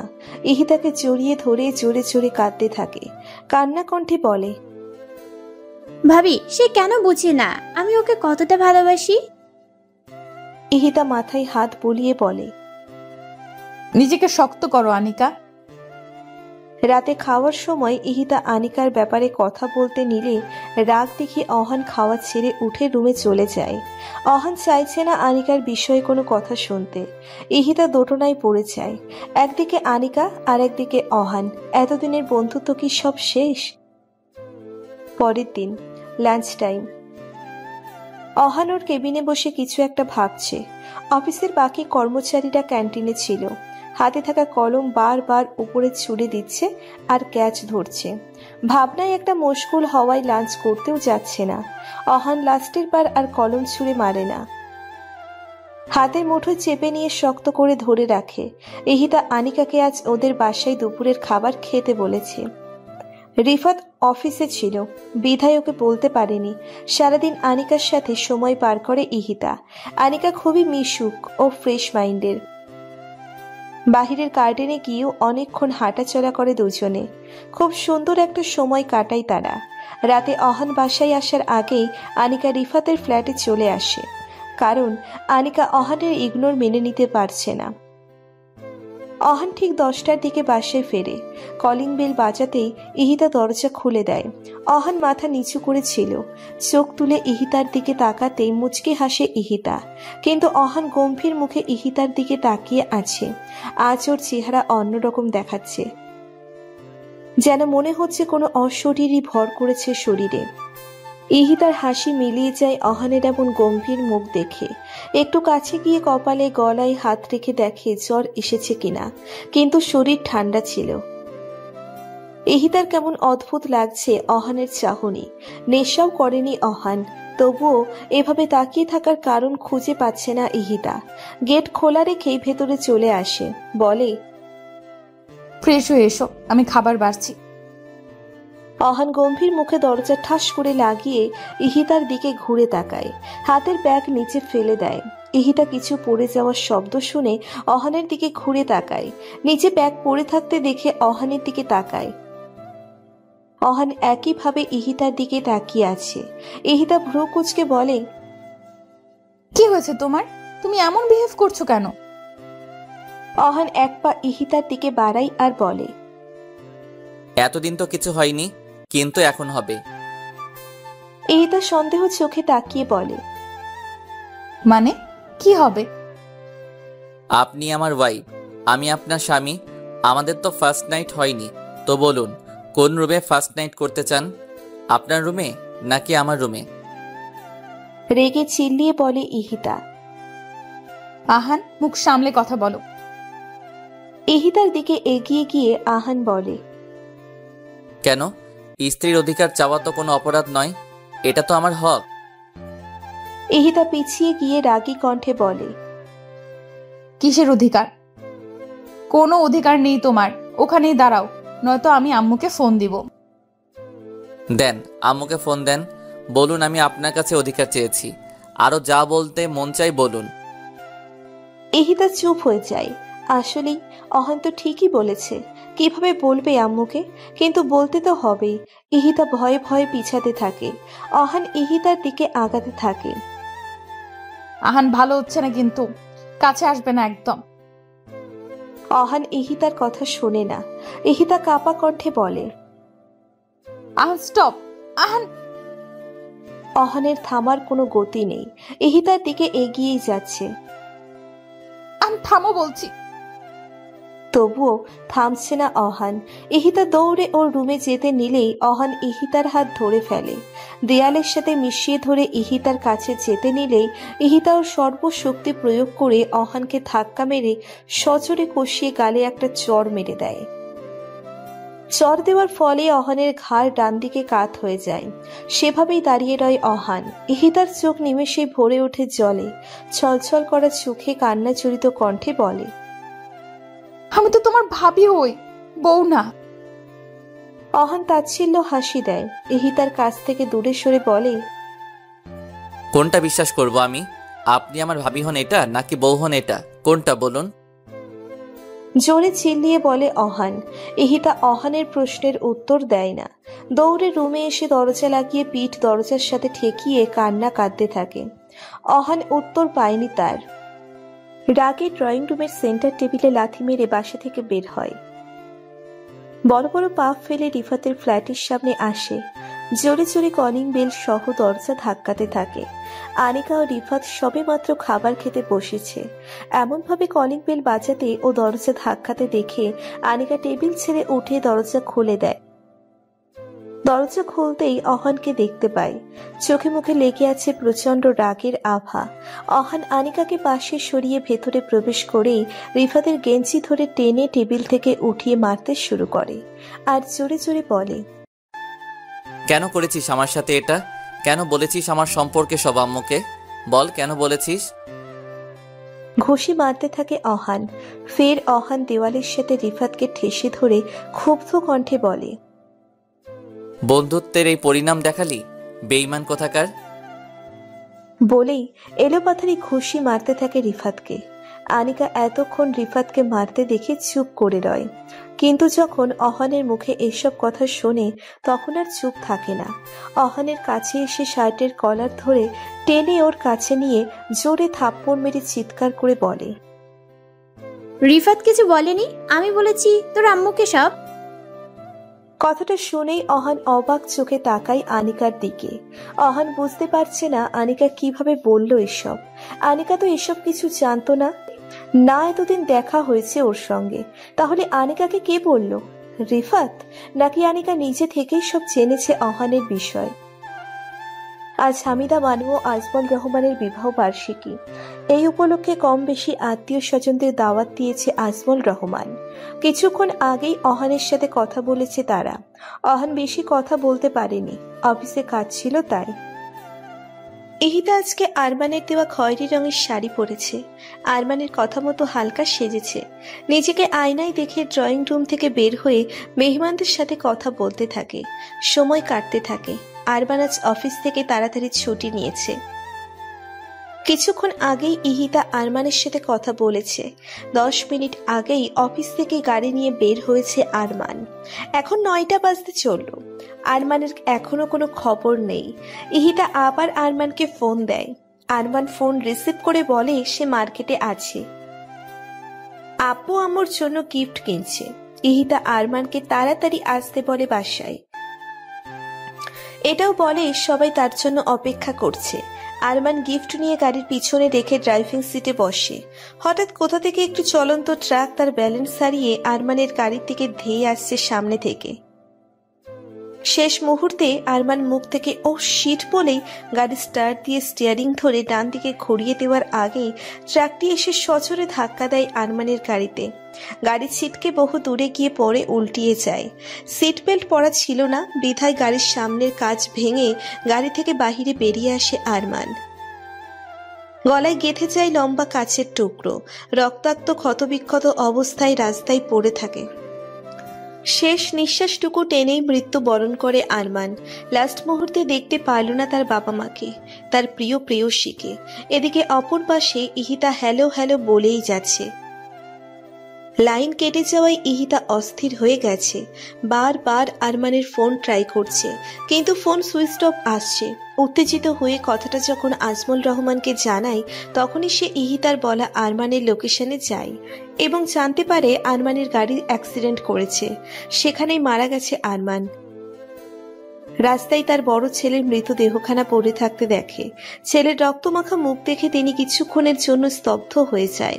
পড়ে যেতে নিলে কিছু লোক তাকে ধরে একটি চেয়ারে বসায়। আজমল রহমান চোখের চশমা খুলে পাশে রাখে। কাপা কাপা হাতে পাঞ্জাবির পকেট থেকে বাটন ফোন বের করে ইহিতার নাম্বারে ফোন দেয়। ইহিতা ফোন পেয়ে চট করে রিসিভ করে। উত্তেজিত হয়ে বারবার আজমল রহমানকে জিজ্ঞেস করে আরমানের কথা। আজমল রহমান কিভাবে বলবে বুঝতে পারছে না, কিন্তু সত্যটা তো বলতেই হবে, মেনে যে নিতে হবে, এটাই যে নিয়ম। তিনি দ্বিধাদ্বন্দ্ব ফেলে বলে ফেলে আরমানের মৃত্যুর খবর। শুনেই ইহিতা কান থেকে ফোন ফেলে মাটিতে বসে পড়ে। মনে হচ্ছে ওর দুনিয়া উল্টে গেছে। পায়ের নিচটা বেশ শূন্য মনে হচ্ছে। হামিদা বানু ফোন উঠিয়ে কানে নেয়। আজমল রহমানের কান্না শুনে বুঝে যায় সে।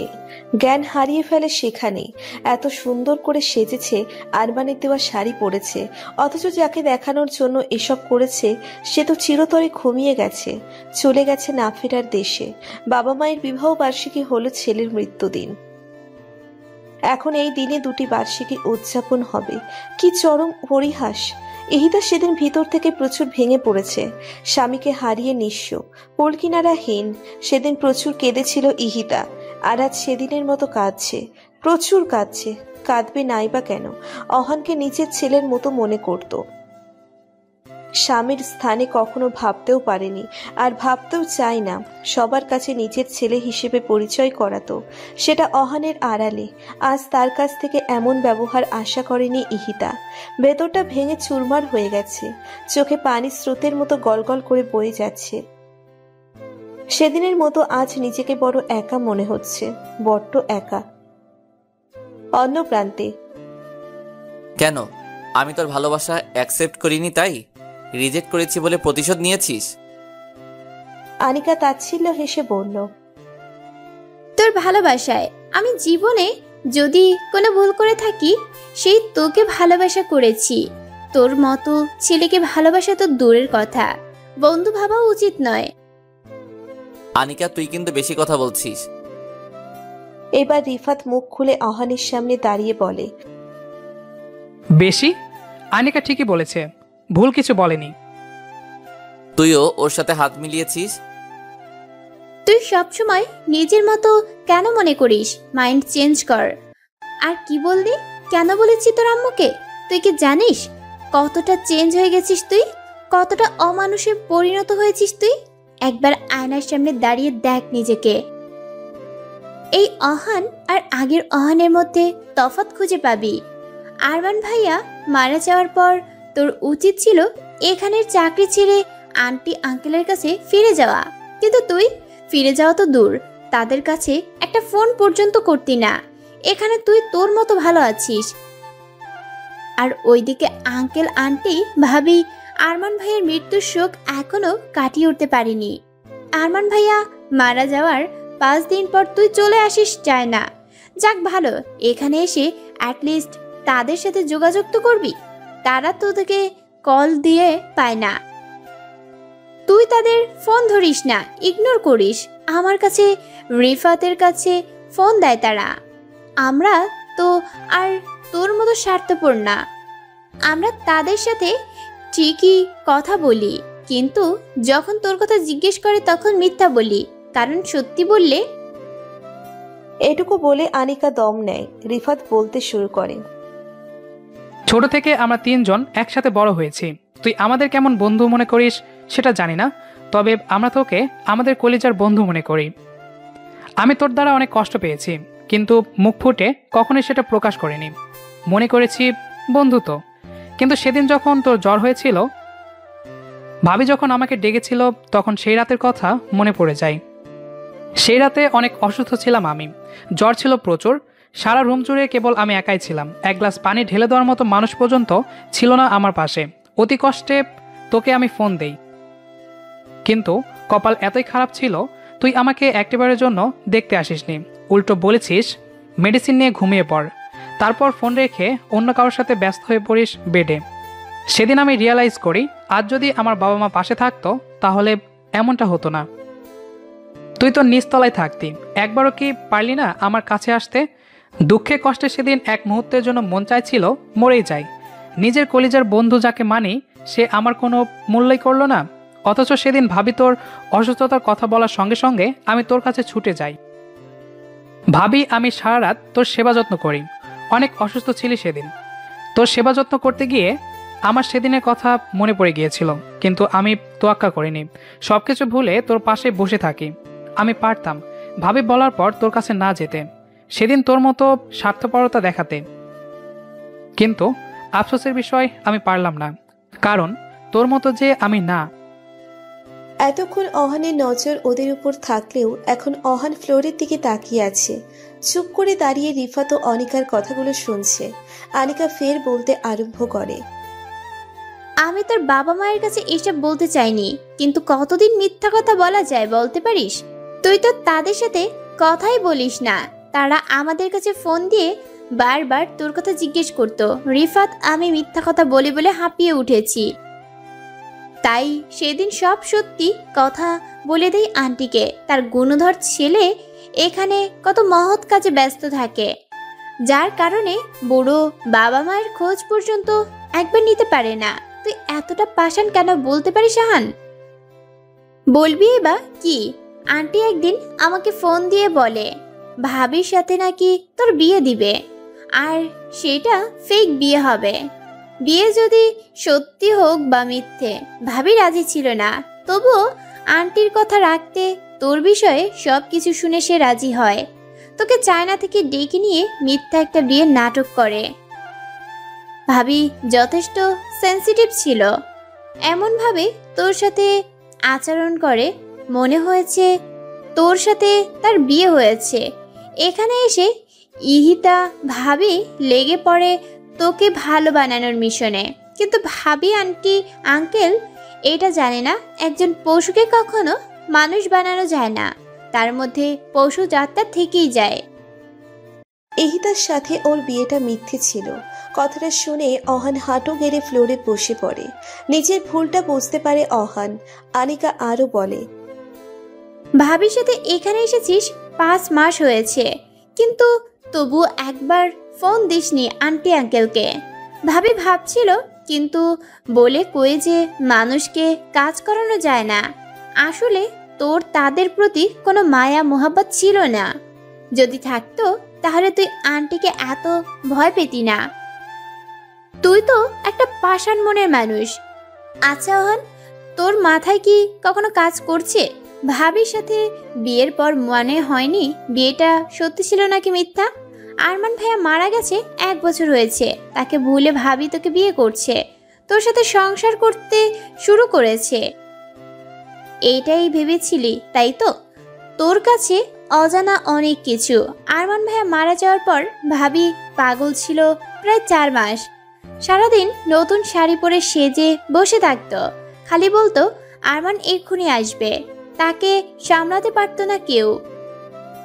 ওই সেই সিচুয়েশনে তোর পরিবারের তোকে খুব প্রয়োজন ছিল, তোকে তাদের পাশে চেয়েছিল, তারা বলতে চেয়েছিল কিভাবে তারা বেঁচে আছে, কিসের মধ্যে দিয়ে তারা দিন কাটাচ্ছে, কিন্তু তুই তো তাদের ইগনোর করে গিয়েছিস।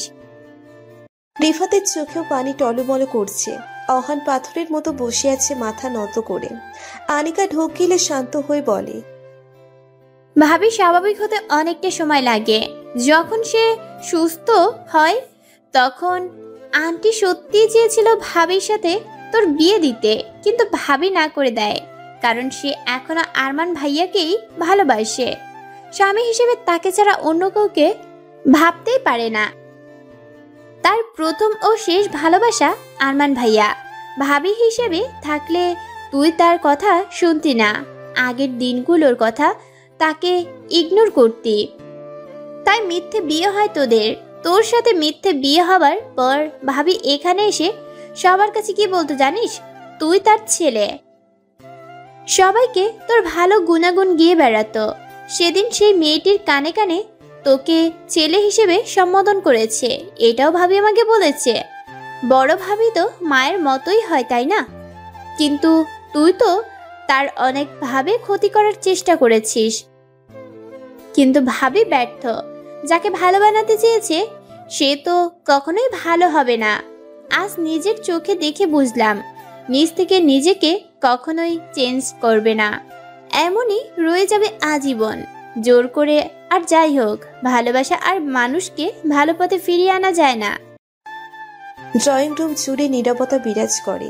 আনিকা চুপ হয়ে যাওয়ার পর ড্রয়িং রুম নীরব হয়ে যায়। আনিকা নিরাপচ্ছিন্ন করে ফের বলে, তোকে ভালোবেসে আমি শুধু অবহেলা পেয়েছি। আমি সেদিন ভুল করেছিলাম তোকে আমার মনের অনুভূতিগুলো বলে, তাই তো আমাদের মাঝে বন্ধুত্বটা নষ্ট হয়েছে। আমি আমার লাইফে ভুল একটি মানুষকে ভালোবেসেছিলাম। আশা করি ভুলটা খুব তাড়াতাড়ি শুধরে নেব।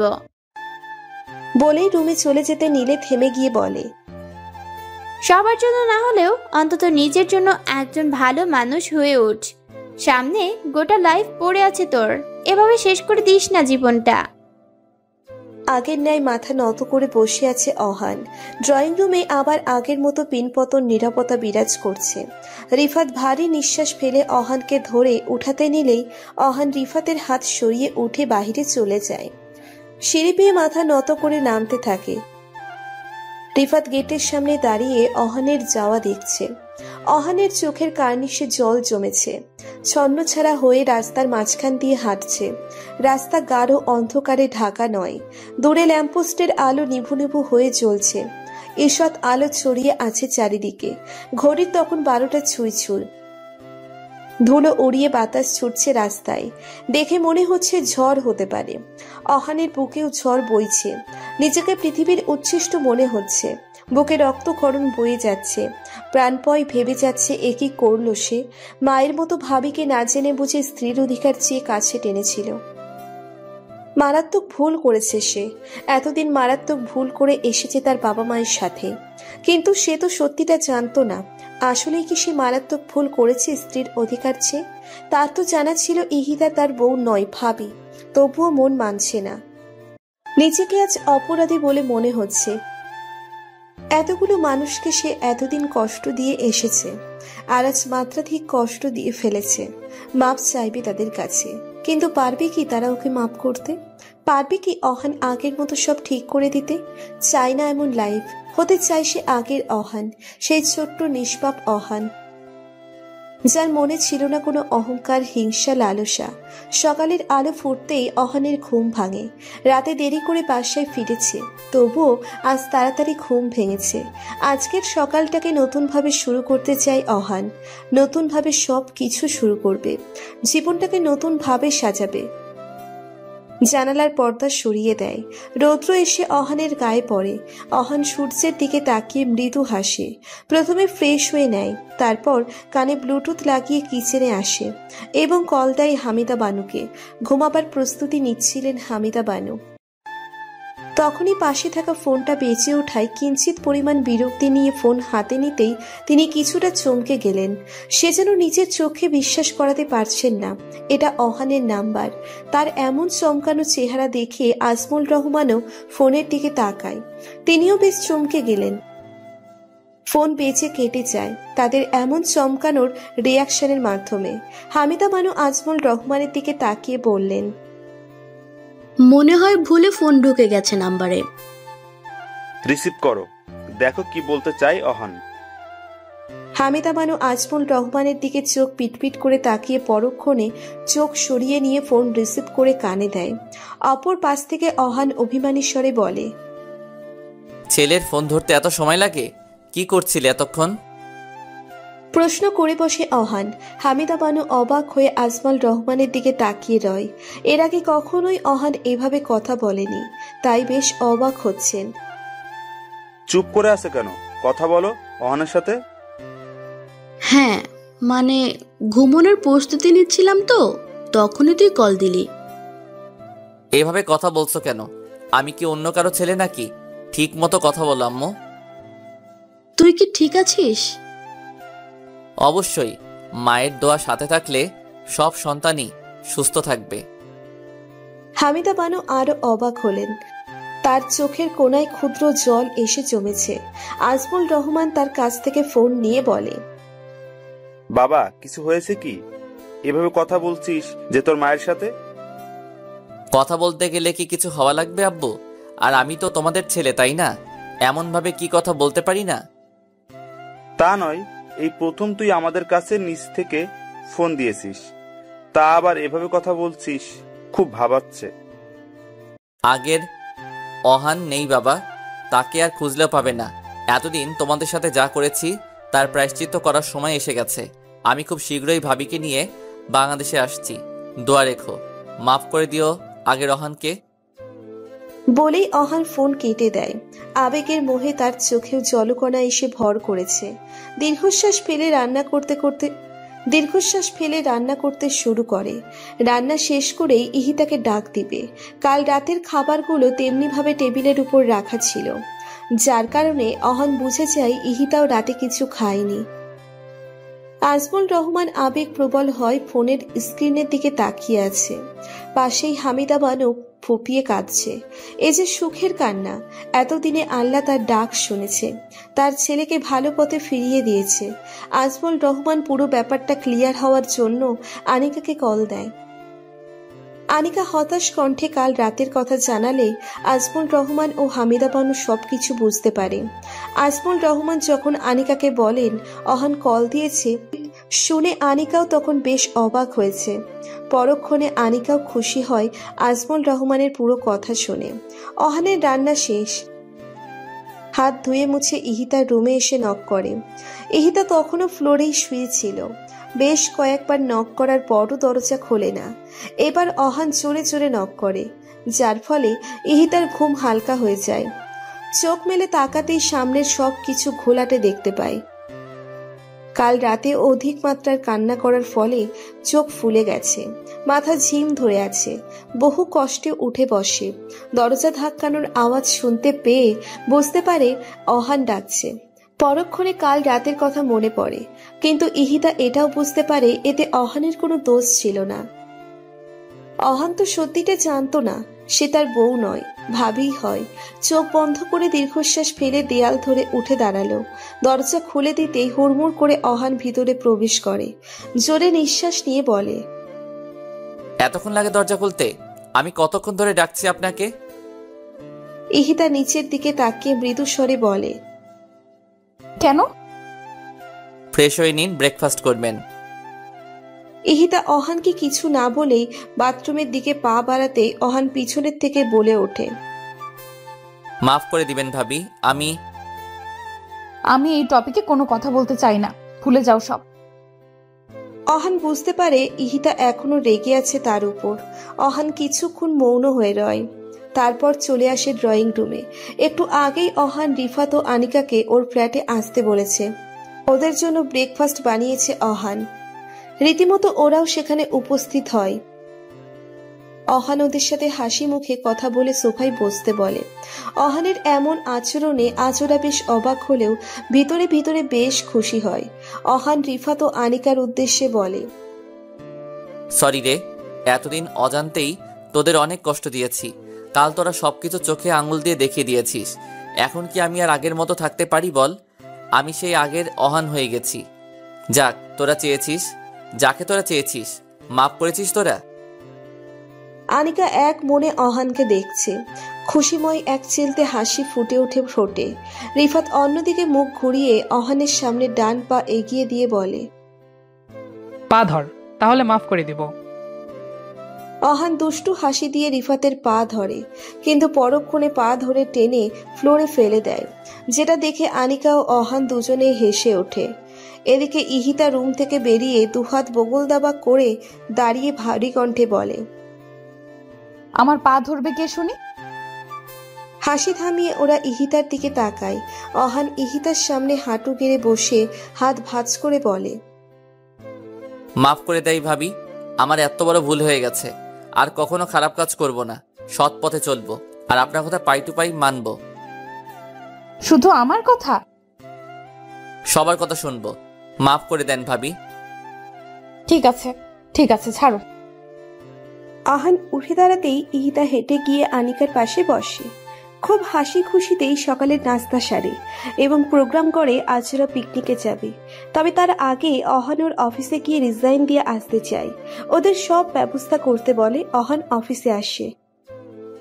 কাল রাতের কথা রিফাত ও আনিকা ইহিতাকে খুলে বলে, কিন্তু ইহিতা অহানের মিসবিহেভের কথা বলে না। অহানকে ছোট করতে চায় না ওদের কাছে। আর এমনিতেও এতে তো অহানের কোনো দোষ ছিল না।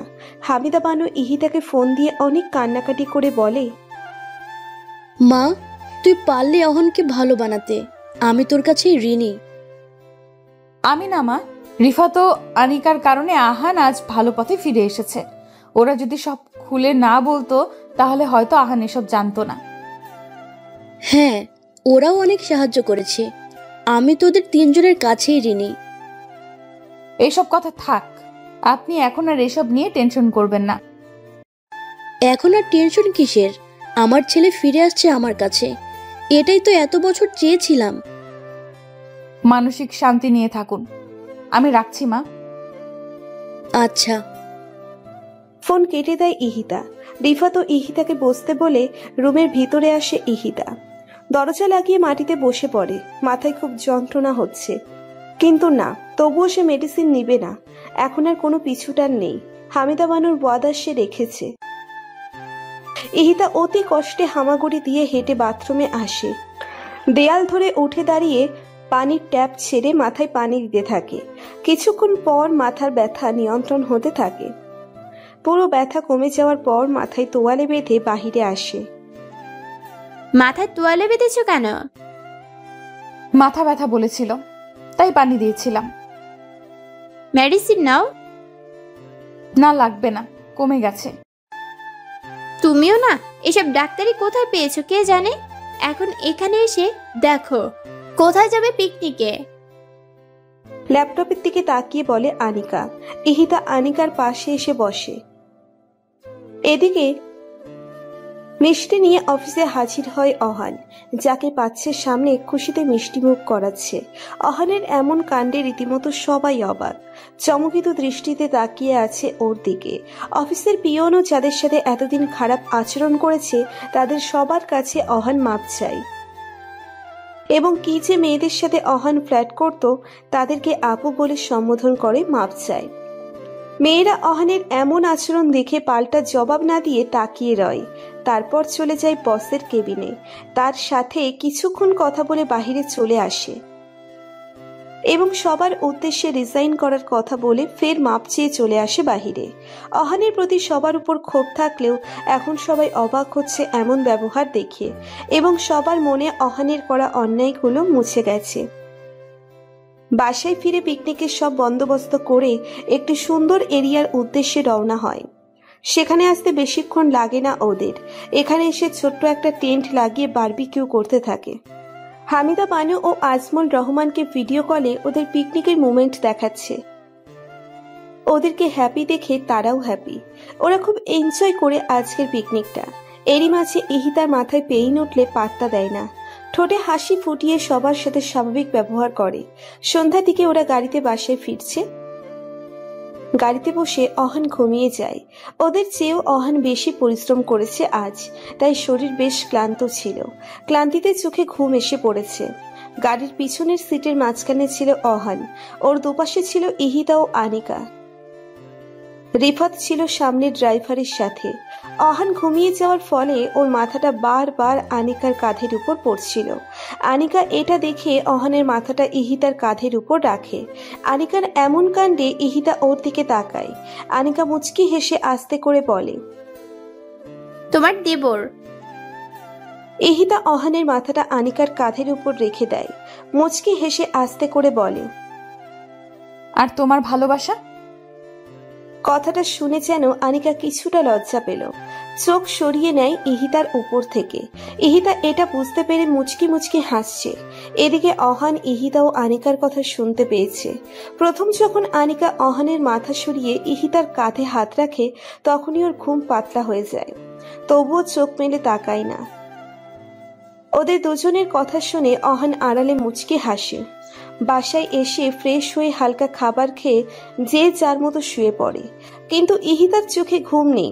ফ্লোরে বসে একটা কাগজে কিছু একটা লিখতে ব্যস্ত সে। লেখা শেষ করে বিছানায় এসে ঘুমিয়ে পড়ে ইহিতা। দুদিন পর অহান, ইহিতা সহ রিফাত ও আনিকাও বাংলাদেশে একেবারের জন্য চলে এসেছে। ওরাও আর যাবে না, চায় না, এখানে থেকেই জব করবে, বাবা মায়ের সাথে থাকবে। হামিদা বানুর ঘরে সেই আগের মতো হাসি খুশির আমেজ ফিরে আসে, যেটা হারিয়ে গিয়েছিল বহু আগে। তারা বেশ খুশি।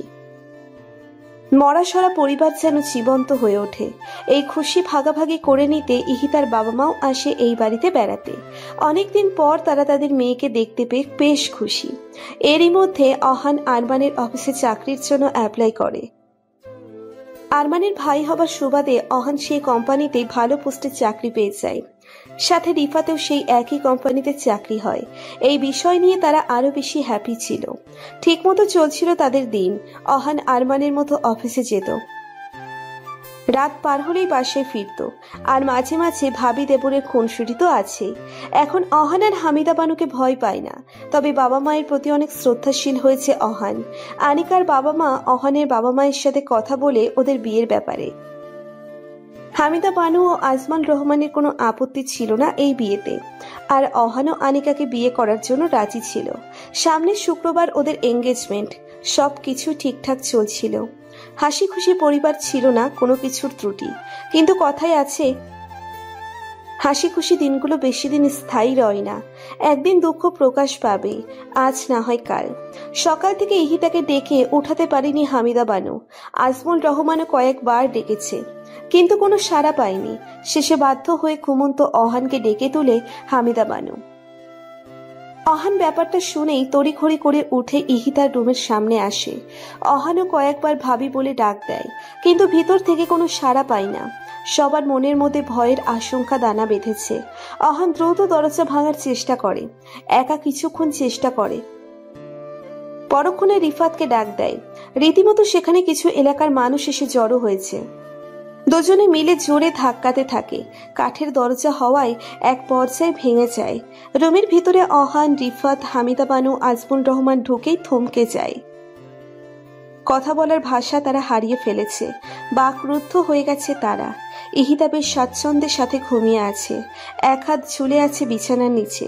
পরনে ছিল সেই শাড়িটি যেটা আরমান দিয়েছিল। সেই একই রকম স্বাদ ছিল চেহারাতে।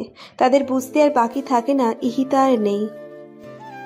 তাদের ছেড়ে বহু দূরে চলে গেছে, যেখানে আছে এ বাড়ির বড় ছেলে আরমান। হামিদা বানু জোরে চিৎকার করে কান্না করে মাটিতে বসে পড়ে। আজমুল রহমান হামিদা বানুকে বুকের সাথে জড়িয়ে ধরে সান্ত্বনা দেওয়ার বৃথা চেষ্টা করছে, কারণ সে নিজেও কাঁদছে। অহান ঠোঁটে কৃত্রিম হাসি ফুটিয়ে রিফাতের কাঁধে হাত রেখে বলে, রিপাত ভাবি তো ঘুমিয়ে আছে তাই না? সে তো মারা যায়নি। সামনে গিয়ে দেখ, ভাবি সত্যি ঘুমাচ্ছে। সে মারা যায়নি রে, বল তুই আম্মুকে বল সে ঘুমিয়ে আছে। রিফাত অহানের কথা শুনে অন্যদিকে মুখ ঘুরিয়ে কান্না আটকানোর চেষ্টা করছে।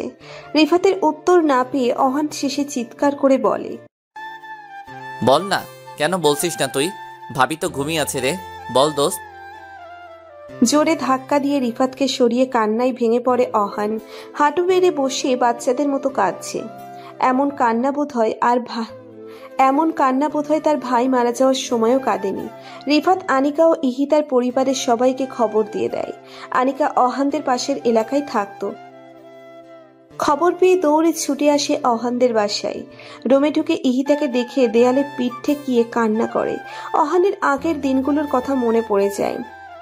ইহিতার সাথে কাটানো প্রতিটা খুশির, রাগারাগির, দুষ্টুমিগুলো খুব মনে পড়ছে। চিৎকার করে কান্না করছে অহান। কিভাবে মেনে নিবে তার বড় ভাবি আর এই পৃথিবীতে নেই? কিভাবে মনকে বোঝাবে এটা? মন সে বুঝতে চাইছে না। কান্নার এক পর্যায়ে অহান ইহিতার হাতের পাশে দুইটা কাগজ দেখতে পায়। অহান দ্রুত হামাগুড়ি দিয়ে বিছানার কাছে এসে প্রথমে কাগজটি হাতে নিয়ে খুলে পড়তে থাকে। সেই কাগজে কিছু লেখা ছিল।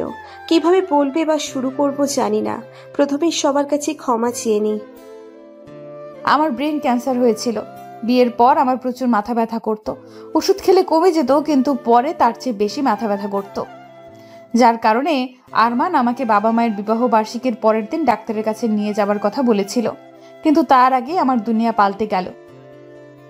আরমান যাওয়ার পর আমি অনেকদিন যাবৎ পাগলের মতো আচরণ করেছিলাম। এক কথায় পাগল ছিলাম। এসব আমার কাছে অজানা ছিল। আমাকে চিকিৎসা করিয়েছে ঠিকই, কিন্তু ভাগ্যের কি নির্মম খেলা, ডাক্তাররা আমার ব্রেন ক্যান্সারের কথা জানতে পারেনি। আমি সুস্থ হয়ে একা মাথার ব্যথার জন্য ডাক্তারের কাছে যাই। কিছু পরীক্ষা নিরীক্ষা করার পর জানতে পারি আমার ব্রেন ক্যান্সার হয়েছে। তাও লাস্ট পর্যায়ে আছি। যদি অপারেশন করা হয় তারপরেও ভালো হবে না। আমি বেশ খুশি কথাটা শুনে। প্রতিনিয়ত আরমানের স্মৃতিকে আঁকড়ে ধরে ধুকে ধুকে মরার চেয়ে ক্যান্সারে মরা ভালো, তাই এটাকেই বেছে নেই। কিছু মেডিসিন দিয়েছিল। এই ওষুধ রেগুলার সেবন করলে বড়জোর 1 বছর আমি বেঁচে থাকবো। আমি ওষুধ খেতাম না, কিন্তু কয়েকদিন পর যখন মা তোমাকে বিয়ের কথা বলে রাজি হই না, কিন্তু যখন মিথ্যে বিয়ের নাটক করে তোমাকে ভালো পথে ফিরিয়ে আনার কথা বলে, তখন রাজি হই। ওষুধ একেবারে বেশি করে কিনে নিয়ে আসি। তারপর তোমার সাথে চায়নাতে যাই। সেখানে যাওয়ার পরও মাঝে মাঝে আমি মেডিসিন নিতাম না। আর যখন তুমি ভালো হলে তখন অবশিষ্ট মেডিসিন সব ফেলে দেই। আমি জানতাম আজ না হয় কাল মরে যাব, তাই এখানে আসার পর প্রতিনিয়ত আরমানের দেওয়া এই শাড়ি পরে সেজেগুজে থাকি। আমাকে মাফ করে দিবেন সবাই, সবার কাছ থেকে এত বড় সত্য লুকানোর জন্য। দয়া করে আমার উপর রেগে থাকবেন না। আর আহান, যদি কোনো ভুল করে থাকি তাহলে মাফ করে দিও। আনিকাকে বিয়ে করে সুখে থেকো। ভালো থাকবেন সবাই। আরমানের মিষ্টি বউ ইহিতা। অহানের চোখের পানি কাগজের উপর পড়ছে। রিফাত হাত থেকে কাগজটা নিয়ে পড়তে শুরু করে। অহান বিড়বিড় করে বলে, আমি ভালো না হলে হয়তো আরো কয়েকদিন বেশি বেঁচে থাকতেন আপনি। কেন ভালো হলাম আমি? কেন ভালো হলাম? ইহিতার বাবা মা সেখানে এসে উপস্থিত হয়। মেয়ের লাশ দেখে তারা পুরো ভেঙে পড়ে। কি অদ্ভুত মৃত্যু! এবারে ঠিক এই রুমেতে এসেছিল কনে সেজে, আর আজ লাশ হয়ে বের হবে এই রুম থেকে। পুরো বাড়ি জুড়ে কান্নার আওয়াজ প্রতিধ্বনিত হচ্ছে। কে কাকে সামলাবে? সবার অবস্থা এক। ইহিতার এমন মৃত্যু কেউ মেনে নিতে পারছে না। অহান চোখে মুখে ইহিতার হাত ধরে পাগলের মতো বলে, এখন কে আমাকে বকবে? কে আমার গাল টেনে দিবে? কে আমাকে পিচ্ছি অহান বলে ডাকবে? কে বলবে আম্মুকে কল দেব? কে আমাকে শাসন করবে? কার সাথে আমি আমার সুখ দুঃখ শেয়ার করব? ভাত না খেলে কে আমাকে খাইয়ে দিবে?